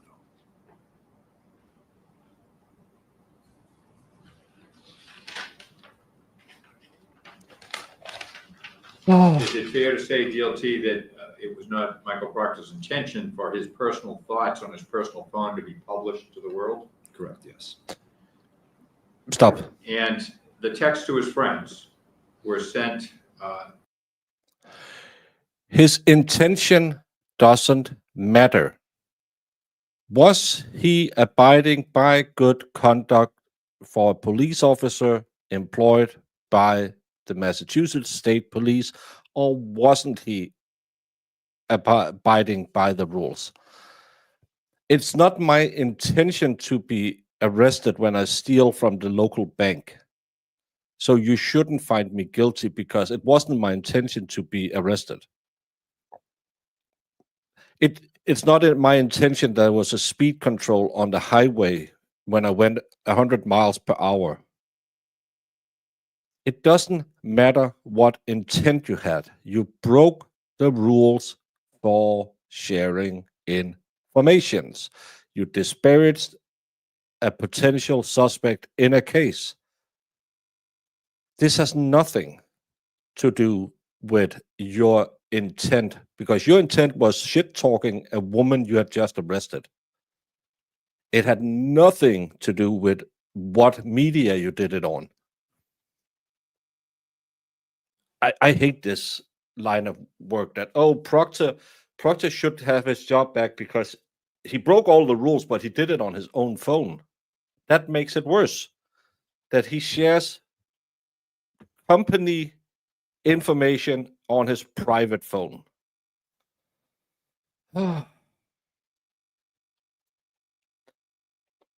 Yeah, and again, he has no regrets for anything.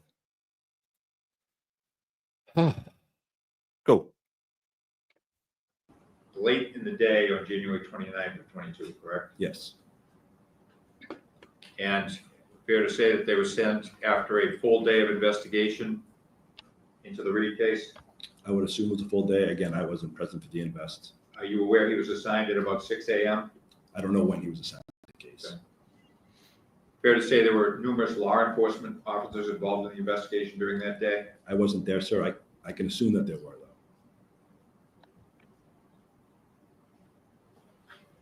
And you've told us in your investigation, in your report even, you said that every text should not be taken in a literal sense. Did you say that? To a family member, yes.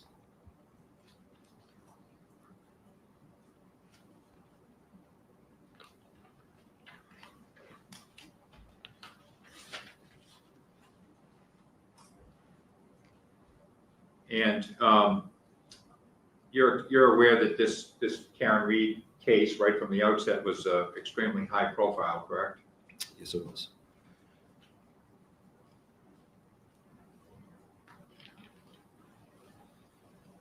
If you could go to Exhibit 10, Appellant's Exhibit 10, please.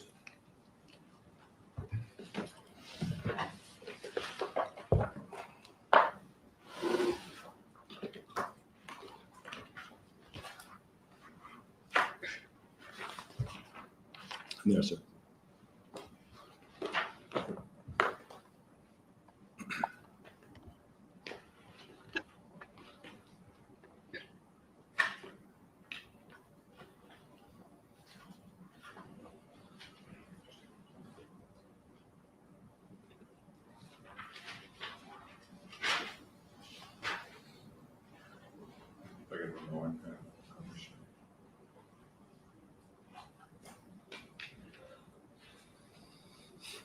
And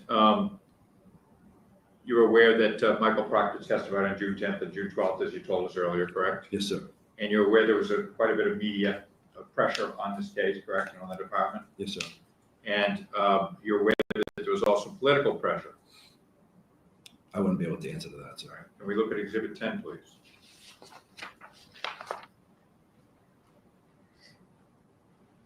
And so, were you aware that on June 14th, Governor Healy made public comments and opinions about Michael Proctor and about his text messages? Only after seeing this article at the trial board.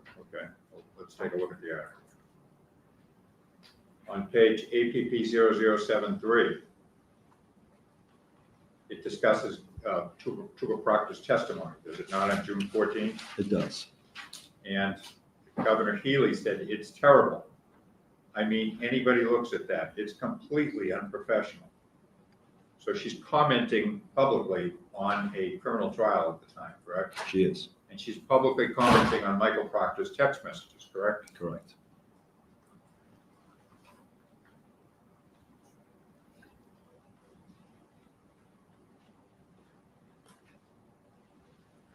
And could you look at Appellant's Exhibit 11, please, which is APP 0076?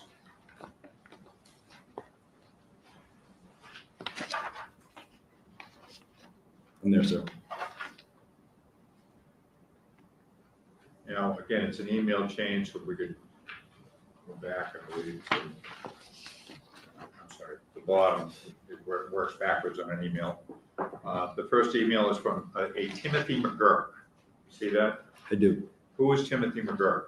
He works in our media relations section. Did he take the place of David Procopio? I'm not sure how it worked out, but he's there now. Okay.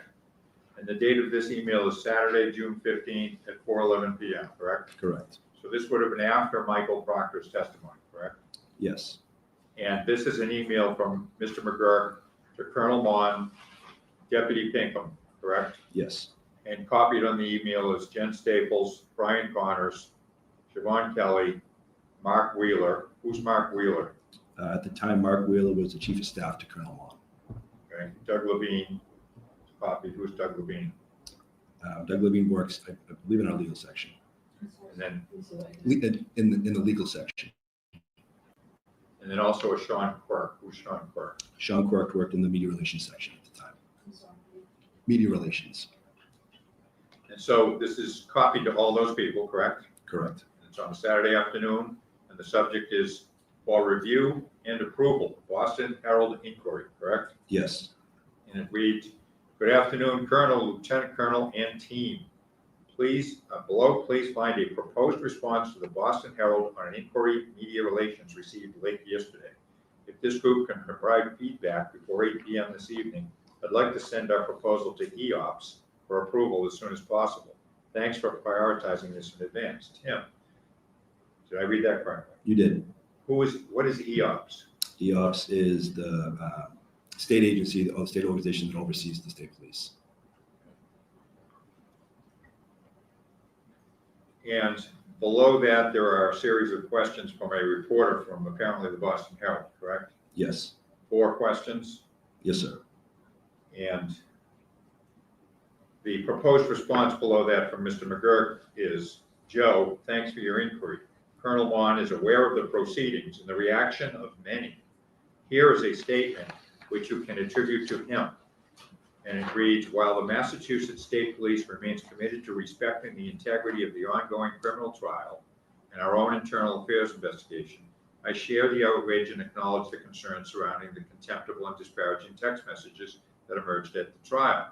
Any form of police misconduct undermines the public trust we earn and depend on to effectively accomplish our mission. Despite the example of honest, hardworking women and men in our ranks, my leaders understand that more must be done to uphold the higher standards of professionalism. / Colonel John Mon, correct? Correct. And then below that, here is some background that may be helpful to you in your reporting to answer some of the questions, correct? Yes. All right. And so that's a proposed statement. And then at the top of APP 0076, there is an email back from John Mon, correct? Yes. John Mon is Colonel Mon, correct? Yes. And he sends that back to Timothy McGurk and Deputy Pinkham, correct? He did. And copied on that is Jennifer Staples, Brian Connors, Siobhan Kelly, Mark Wheeler, Doug Levine, and Sean Quirk, correct? Correct. The subject is for review and approval, Boston Herald Inquiry. So Colonel Mon makes one change, correct? So I don't know if that was meant as a change. I can see that he quoted a line in there. He says, quote, as leaders, we understand that more, correct? Yes. All right, so it appears from that it's been sent to Colonel Mon for his review and he's read it, correct? Yes, And so after Michael Proctor's testimony, it's fair to say that the governor had publicly commented, right? she did. Media outlets were calling the department about this, correct? Yes, And then on July 1st, there was a mistrial declared, correct? yes, Mistrial in the trial of Karen Reed. that's correct. Jesus, this is boring. And could you go to Appellant's Exhibit 18, please, APP 0103.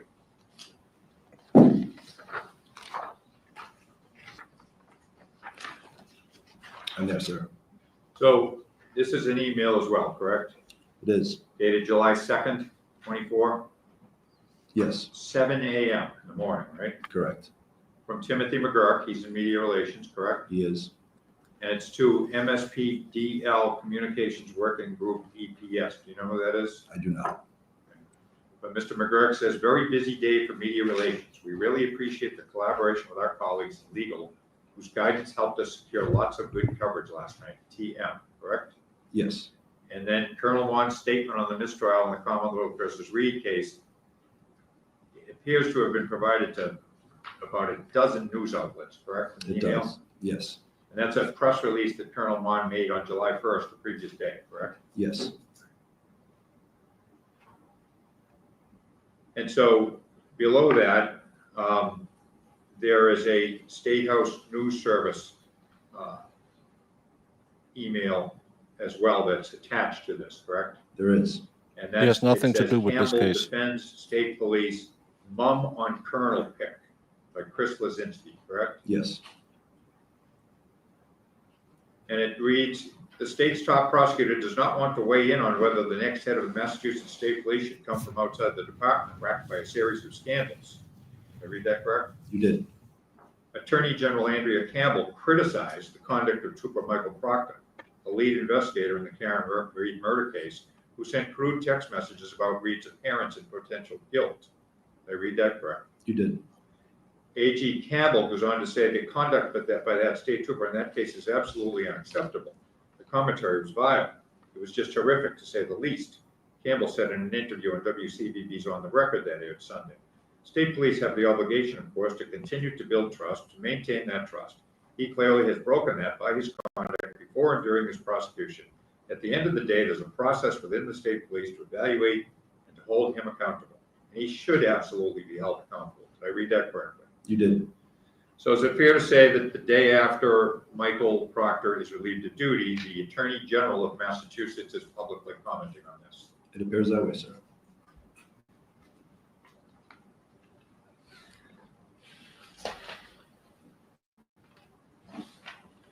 Now, could you go to Appellant's Exhibit 14? What was it? Appellant's Exhibit 14. 14. I'm sorry, 15 first.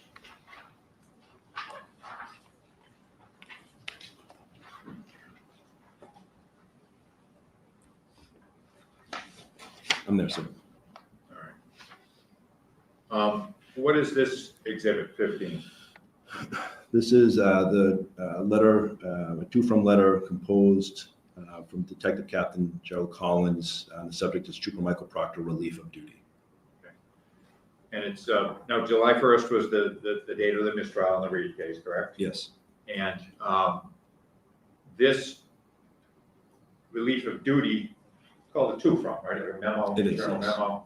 And it's from Detective Captain Gerald P. Collins, correct? yes, To Leonard Copenrath, the major of the Division of Investigative Services, correct? yes, sir. And also to Lieutenant Colonel Brian Connors, who opened the investigation 3 months earlier, correct? Yes, sir. Dated July 1st, same day as the mistrial. And it says that on Monday, July 1st, at approximately 19:25 hours, that would be military, 7:25 p.m., correct? Correct. I, Detective Captain Gerald P. Collins, relieved Trooper Michael Proctor of duty and advised him that he was on administrative leave with pay pending a duty status hearing. Did I read that correctly? You did. So is it fair to say, DLT, that within hours after the mistrial in the Reed case, Mike Proctor gets relieved of duty? Yes, sir. And we already went through the fact that this could have happened back in March, correct, under the Correct. articles? Yes, sir.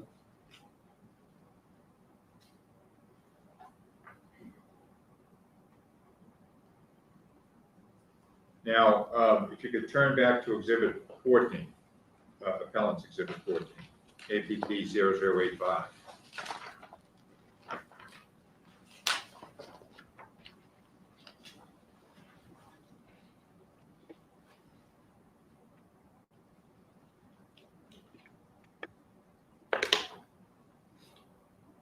Tell me when you're ready. Okay, very good. What is this, sir? This is it looks like a press release titled Colonel Mond's Statement Following the Mistrial in Commonwealth versus Karen Reed. And so this is from Colonel Mon, correct? Yes, sir. And this is dated No one July knows. 1st, correct? I don't see a date on it. Unless I'm missing it, I don't see a date. Well, you testified about this in the trial board, do you recall? I remember talking about this document. I don't remember the date that it was, though, sir. All right, well, let's read it, that will answer the question about the date. Yes, sir. The first paragraph, first of all, it's from Colonel Mon, correct? Correct. All right. And it's a public statement, a press release. Yes, sir. And the first paragraph is referring to the O'Keefe family and the tragedy that they have undergone, correct? Yes. And then in the second paragraph, it says, upon learning today's result, does that suggest to you that it's July 1st? It does. Upon learning today's result, the department took immediate action to relieve Trooper Michael Proctor of duty and formally transfer him out of the Norfolk County District Attorney's Office, State Police Detectives Unit. This follows our previous decision to open an internal affairs investigation after information about serious misconduct emerged in testimony at the trial. This investigation is ongoing. Did I read that correctly? You did.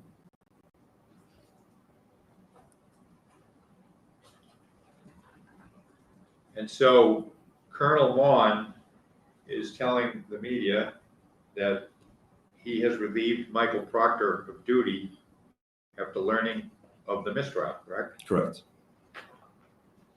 So July 1st, 24 becomes a very important date for Michael Proctor, does it not? Yes, sir. Objection. Mr. Carlin? This is cross-exam. Sir, I guess Mr. Carlin. Mr. Carlin? Of what possible relevance is Detective Lieutenant Dwyer's speculation about whether or not that was an important day to Michael Proctor. Of This what lawyer. possible relevance to the existing proceedings could there be? That's the rephrase your question, Mr. Lieutenant. Michael Proctor was relieved of duty on July 1st, correct? Correct. The mistrial and the retrial was July 1st, correct? Correct. And so July 1st, when a trooper gets relieved of duty, becomes a very important date for him, does it not? Objection. Again, Mr. Carlin, it's the same question. May we approach? You can't just ask the same thing twice. He can, but it doesn't change much. I mean, you could try, but and you could sit there a little pissed off that you're not allowed to ask it. But If you want to get out of here, I can pull it up because I found out some other people who streams it. So okay, I will not complain about that. well, you will complain. I know that because. But I'll I know complain you. in chat and not in your ear. Yoo-hoo. All right. Well, I will go because I need to get some work done. More of it. Yeah, go annoy Brandon in chat. Okay. Bye. That's your job for today. All right. Let's see how this works. This follows our previous decision to only apply. The date that it was. I don't see a date on it. Unless I'm missing it, I don't see a date. To Timothy Tucker that aired Sunday. Sorry. State police have the obligation, of course, to continue to build trust, to maintain that trust. He clearly has broken that by his conduct before and during his prosecution. At the end of the day, there's a process within the We heard all of that, and Now we're about to be caught up. Yes. That's fine.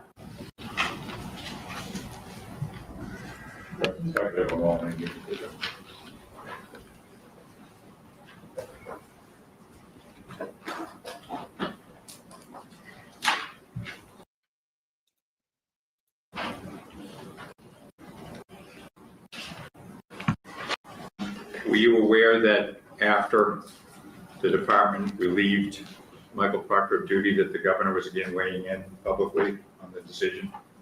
Again, not when this article came out, but yes, I became aware of this article. And so looking at this article, APP 0090, Governor Healy said in the press that the state police, quote, made the right decision, end quote. I'm sorry, made the right decision by relieving Michael Proctor of duty. Is that fair to say? Yes. And then looking at the article on page APP 0091,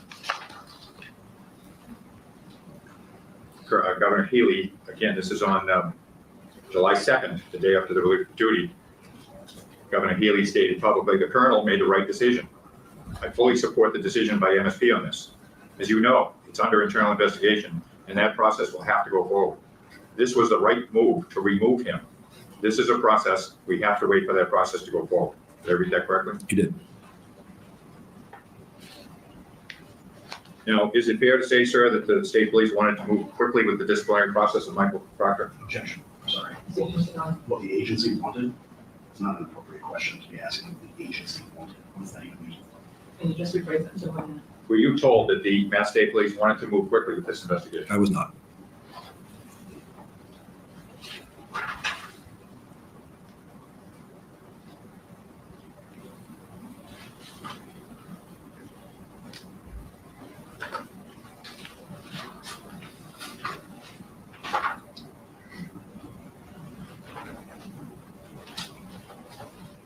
Were you aware that, July 1st was a holiday week, correct? Yes, sir. And were you aware that the state police wanted to convene the duty status hearing within a day or two after his relief of duty for the holiday? I wouldn't know that, sir. I'm not involved in that process. Were you aware that that week Michael Proctor was in California? I learned that afterwards, Were yes. you aware that I was away that week as well? I did not know that.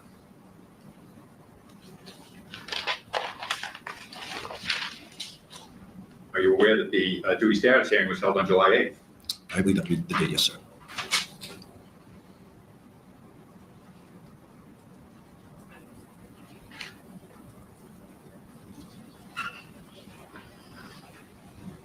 Could you go to Appellant's Exhibit 17? Just EPP 0106. Yes, 17, you said, sir? 17.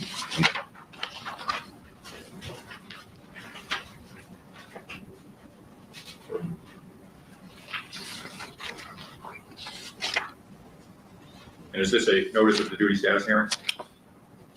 Yes, sir, it appears to be. And what's the date on that? July 2nd, 2024.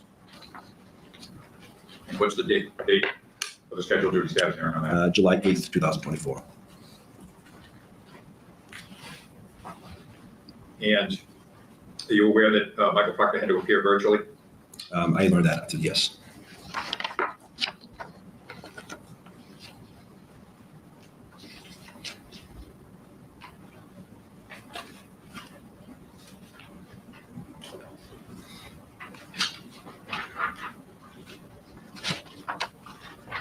Now, could you look at Appellant's Exhibit 55?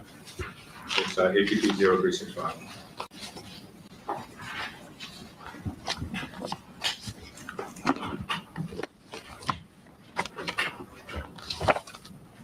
Okay, sir. What is this, DLT? Appears to be the department's policies and procedures index. Cover sheet and then an index of all the policies and procedures? Yes, sir. And you're familiar with all the Mass State Police policies and procedures, Yes, correct? sir. And is it fair to say there's over 800 pages, and with rules and regulations, about 1,000 pages of policies and rules? So I don't know the number, but that wouldn't surprise me if that was the number. Now, could you look at Appellant's Exhibit 19, APP 0106?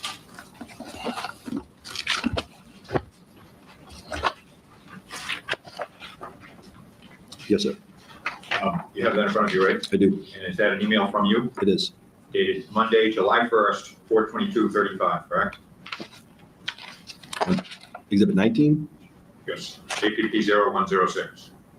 the email I have here is dated June 26th. Oh, I'm sorry, the one at the top is the July 1st, but the forwarded message is July 26th. Right. On June Did you see 26th. that? Yes, APP yes. Yep, 0106. yep. And so that's an email from you, correct? It is. To Keith Egan? To Colonel Shoemaker. Oh, I'm sorry. I'm So, sorry, is it- so there's two email headers on there. Yeah. Yes, the top one is to keep Egan, yes. Okay, let's go with your method. Down the bottom first, what email is that? That is June 26, 2024, and that is to Colonel Shoemaker and CC to Detective Lieutenant John Gosling. And who is Robert Shoemaker? Robert Shoemaker became the division commander for Division of Standards and Training. All right, and so thinking Standards and Training. So thinking back to our chart that we talked about earlier, that he would be one of the 5 lieutenant colonels. Correct. And what is the Division of Standards and Training? So in that division, my unit is housed along with the training side of the house, which would be the academy, as well as a number of other units. Is it fair to say that DST, Division of Standards and Training, is the unit of disciplinary procedures? So that function falls under that division, but there are many functions. There are within other the division. functions. Yes. One of the functions of DST is OP, correct? Correct. And Lieutenant Colonel Shoemaker is a designee of the colonel, correct? He would, To cover up for lack of a better term, yes. the CBS News. So in lack of a better term, he'd be one of your bosses in OP, correct? Yes. And so would Keith Egan? Yes. And Keith Egan, what is his title? Major. And he was a major back in July? Yes. And so the first email on APP 0106 is from you to Robert Shoemaker and John Gosling is copied, correct? Correct. And what's the subject of this?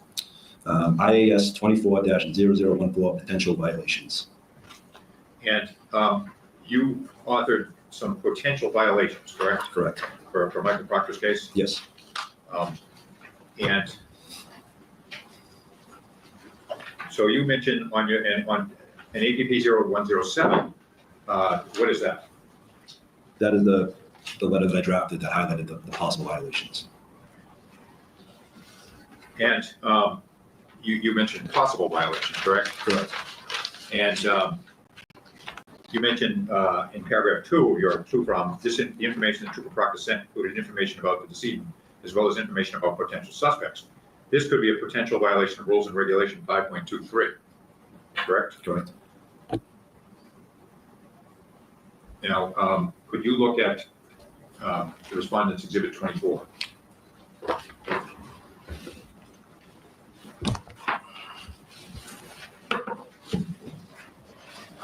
Oh my God.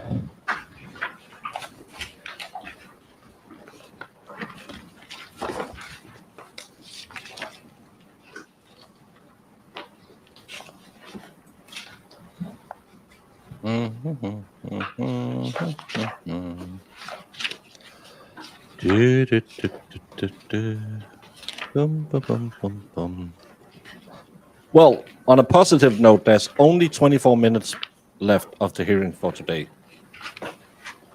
This would be R0642-643. Yes, sir. Do you have that in front of you? Yes, sir. And this is what you previously discussed on direct, and that's Article 5 of the Rules and Regulations of the State Police, correct? Correct. Now, you mentioned in your June 26th two-from that potentially there's a violation of 5.2.3, correct? Correct. 5.23. And 5.23 is dissemination of information, correct? Correct. Now, Mike Proctor was never charged with that, was he? I don't know what the specific charges were. It's not something that I'm involved in. Okay.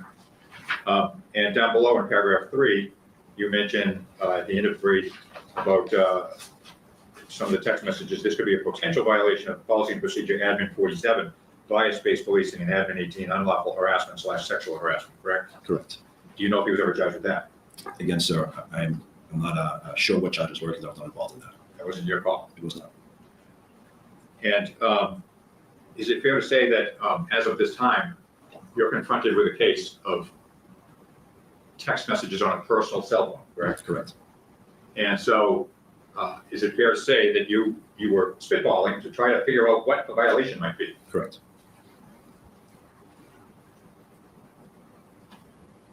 And is that because there is no Mass State Police policy concerning personal content on personal cell phones? No, sir. No, there isn't a policy. No, that's not the reason why I. But is it fair to say there is not a policy of the state police concerning personal text messages on a personal cell phone? That is correct.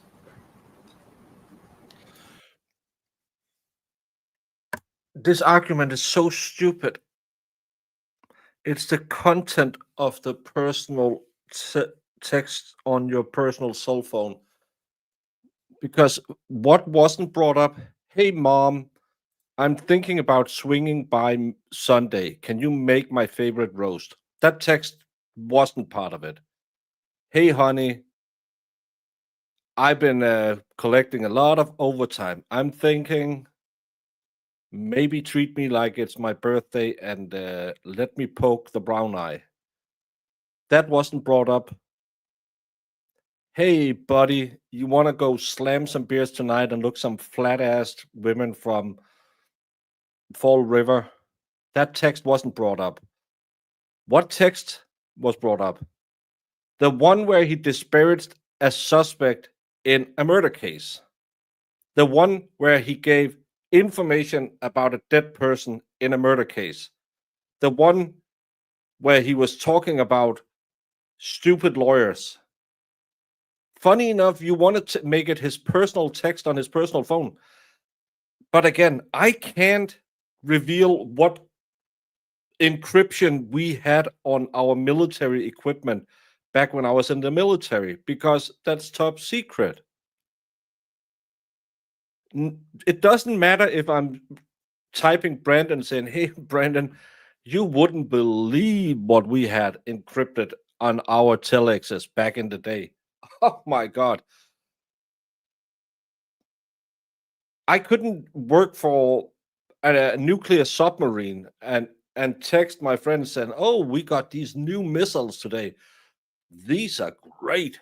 They'll cheat the Ruskies. It's not the what phone. It's not if it's private or work related. It's the effing content that got you fired, you idiot. Oh.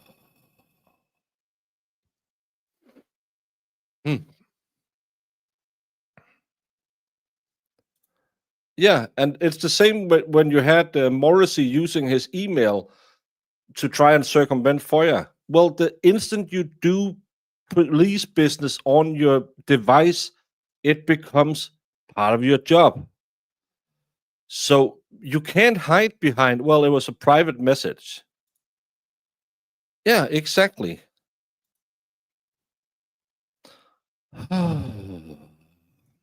It's one small step from watching flat asses to league of balloon nuts. Exactly. Well, I can't remember what the system we had was. I just remember it made a lot of noise.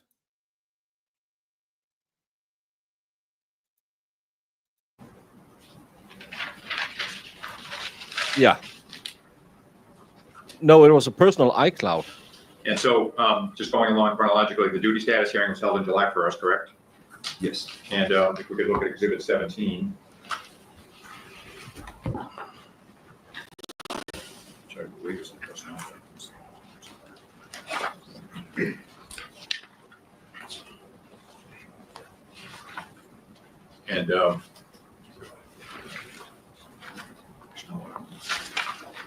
And if you could go to APP 0101, look at that.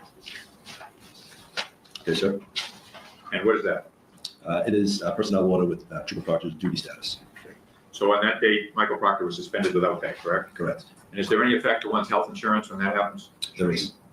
What's the objection to Carl? I'll know the question. If you know the answer. I believe there is, yes. What is that? I just saw a believe Chinese guy got in trouble because he sold secrets for like $3,000 Now, bucks. could you turn to Appellant's Exhibit Idiot. 22, which is APP 0117?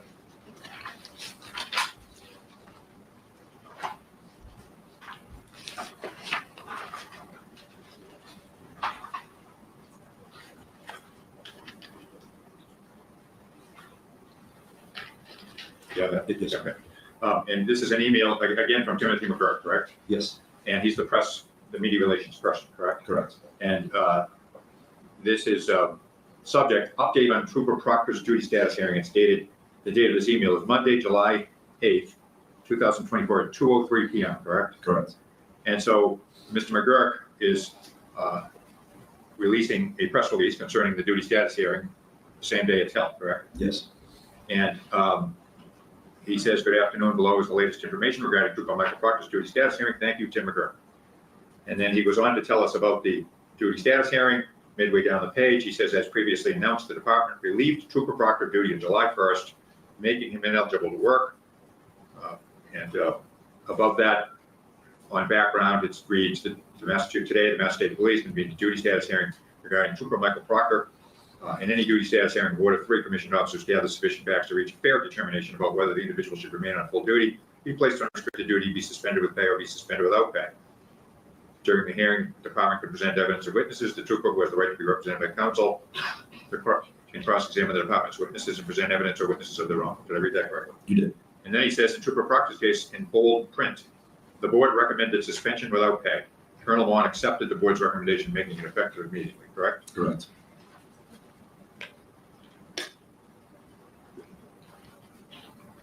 Now, is it fair to say that you met with me immediately after the duty status hearing on July 8th to discuss an interview? I believe I did. Is it still your position that you were not told by anyone to hurry this case along? I was not. Have you ever met me before after duty status hearing to immediately convene an interview in any other case? I can't recall if I did, sir. Is it fair to say that it's highly unusual to want to schedule the interview immediately on the day of the duty status hearing? It is not a normal practice. Is it? Sorry. Now, this was an internal investigation, correct? Correct. It was requested, an internal meeting, Lieutenant Connors requested, correct? Yes, sir. External would mean some civilian complained about something. Yes, sir. All right, so this was internal. And could you go, please, sir, to Exhibit 53? For the appellant or the respondent? I'm sorry, yes, appellant. 0340.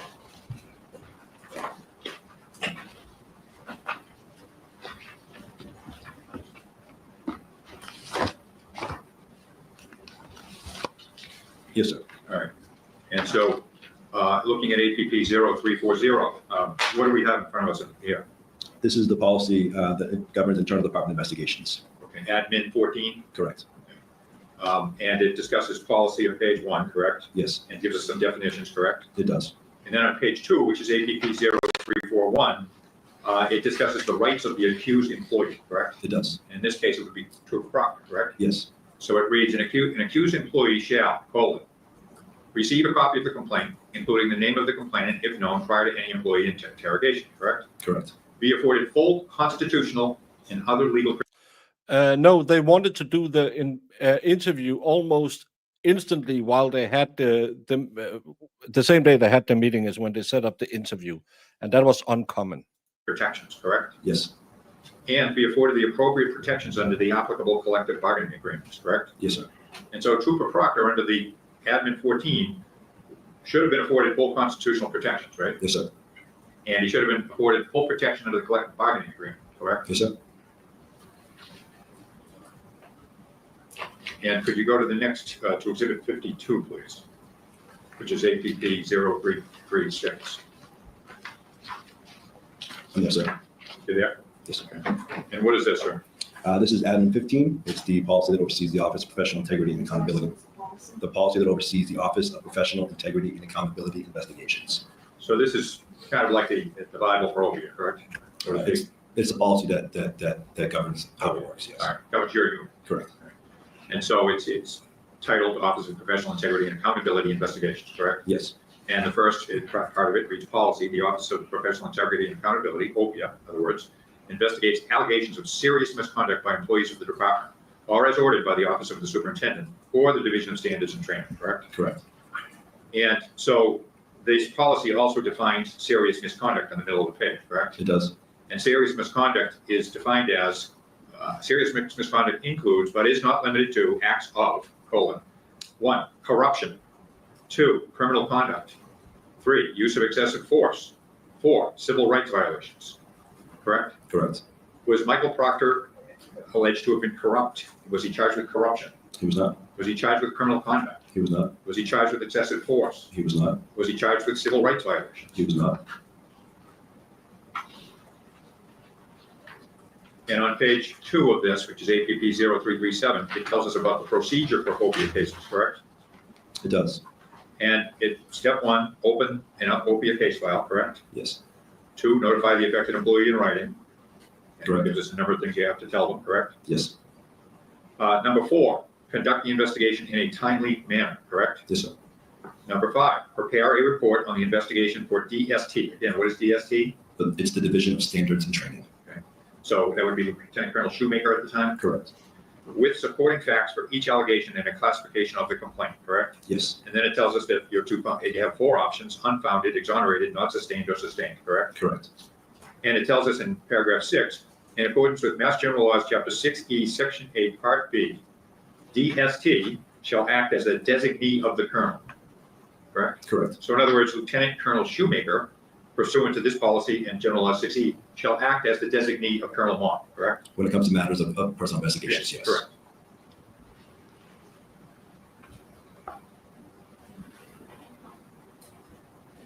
Now, when you conduct an investigation, do you normally conduct interviews of witnesses first or the subject first? If there are witnesses to interview, they will go first. And then after if there are witnesses to interview, you interview the subject after the witnesses during the course of your investigation, correct? Typically, yes. And do you recall, the answer may be no, but do you recall in this case asking myself or Michael to be interviewed on the date of the duty status hearing? I don't believe I did, sir. Okay. Prior to that date, I mean? Can you ask? Prior to July, No, I'm sorry, prior to July 8th. prior to, can you ask the question again? I'm sorry.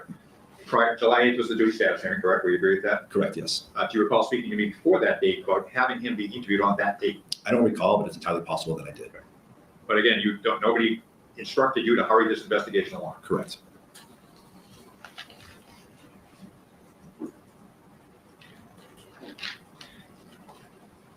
Madam Commissioner, could I request that we maybe stop at this point on sort of a juncture here with respect to exhibits and such?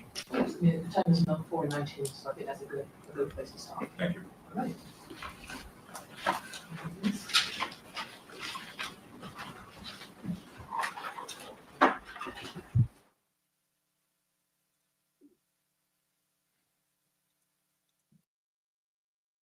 Oh my God, this got boring.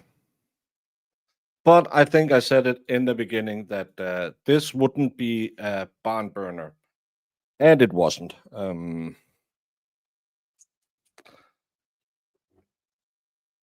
We'll cover it again tomorrow, see if anything new comes up. So far, the strategy has been, well, there is no rules that is covering what you fired him for, so you cannot fire him and he should be reinstated, is kind of how I see the tactics that they have been trying to get this guy to testify to, that there was nothing that actually said anything like this. But, well, I don't know. It's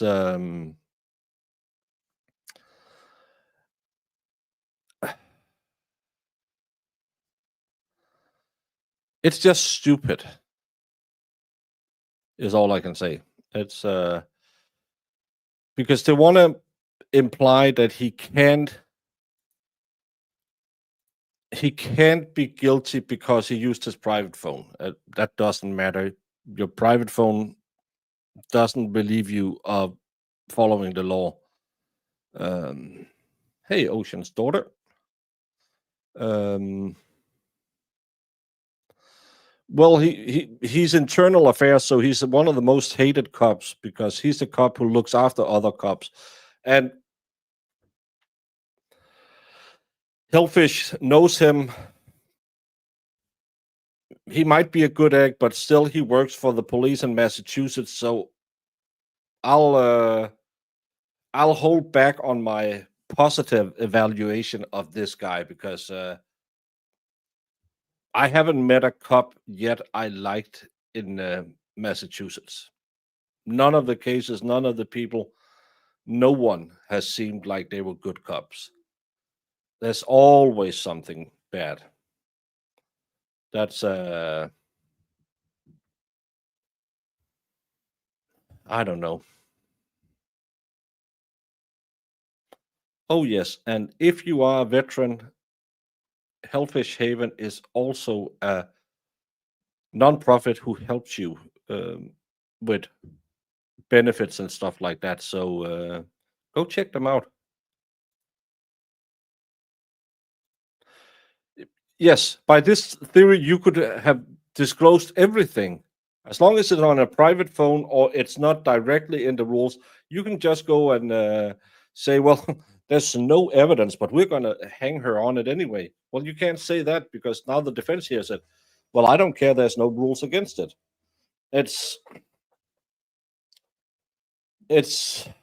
just stupid. It's really dumb. And fighting for it, yeah, he needs 3 more years to get his pension. I could eat shit for 3 years if I got 150, 200,000 a year in pension. No problem. Find a cheap state and live well off of it.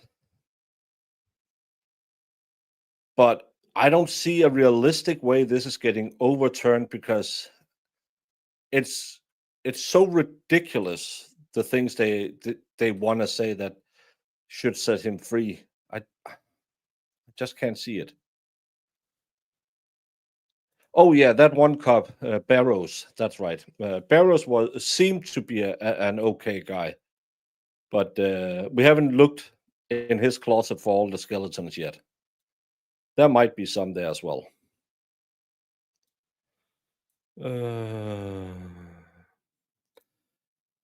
Except that Barrows guy who seemed okay. Then the rest, I'm not the biggest fan of any of them. I'll have to say that.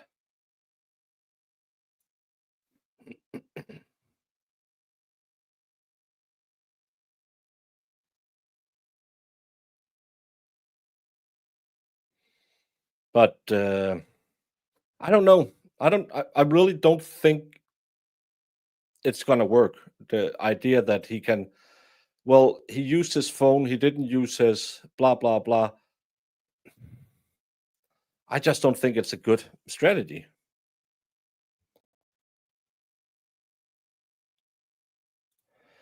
Yeah, Mattia Braga, you have to do better. Yeah, he did F around and F out. And maybe there's a technicality that can sway it and blah, blah, blah. But he'll come back and he'll be a pariah for 3 years. Or pariah, I think is how you say it.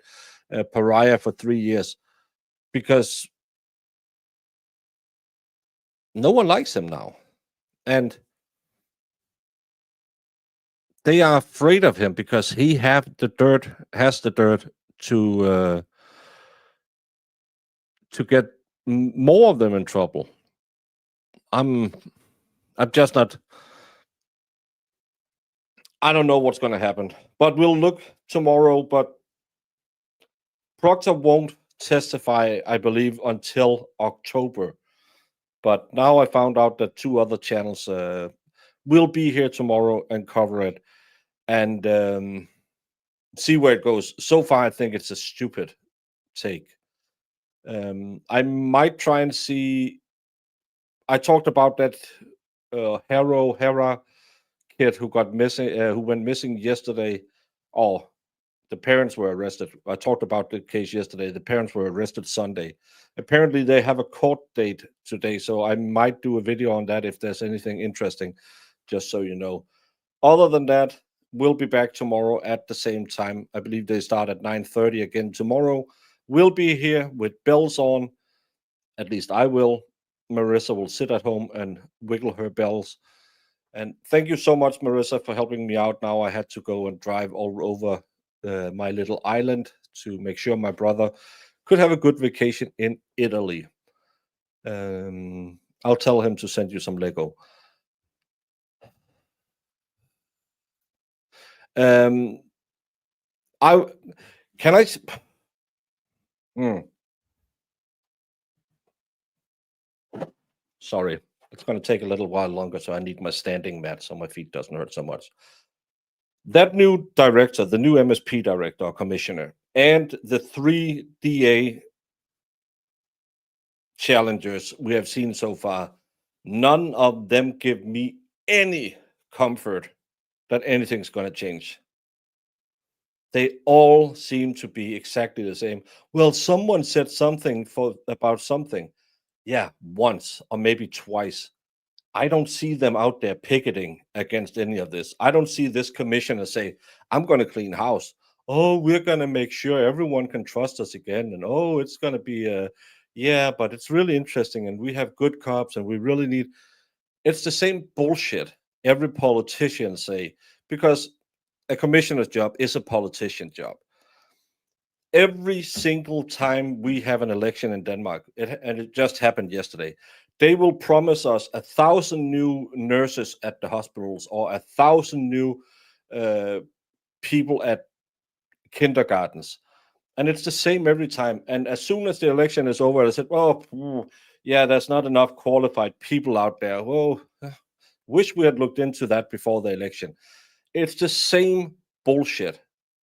They will blow hot air up your butt, and then you'll say, but hey, you promised me a lot. And they'll say, oh, yeah, well, it's not my mistake. I promised it you on a private phone, so I couldn't do it. And none of what I have seen makes me in any way believe we will see any change in Massachusetts. None at all.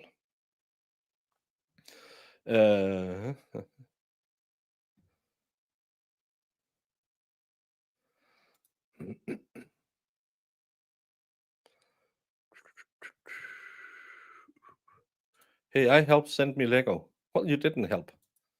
You didn't even tell me Tay had got engaged. I had to tell you. You owe me Lego.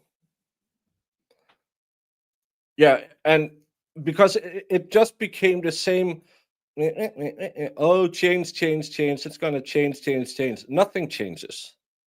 He'll come in, he'll fire 1 or 2 people, and then it's business as usual because he's no idiot. He knows how fat cats live at the top of the system. So why shake the boat? You just chuck out 2 small sailors and then the rest of them can be there because they know how to sail the ship. Don't trust politicians. Don't trust cops. All of them are a-holes. And I used to be a politician.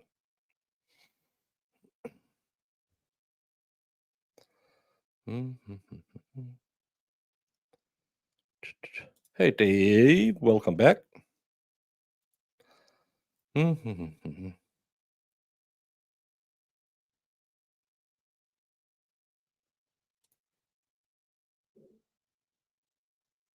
What?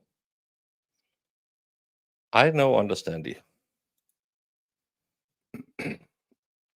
But enough of me ranting about politics that I can't change. I'll be back tomorrow. You'll be back tomorrow, and we'll have fun because you can't spell federal investigation under no contact rule without FUN. So fun. I'm an idiot. What exhibit are you referring to?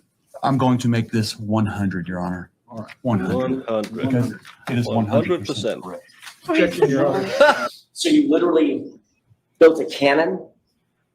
Yeah, it's pretty awesome. Go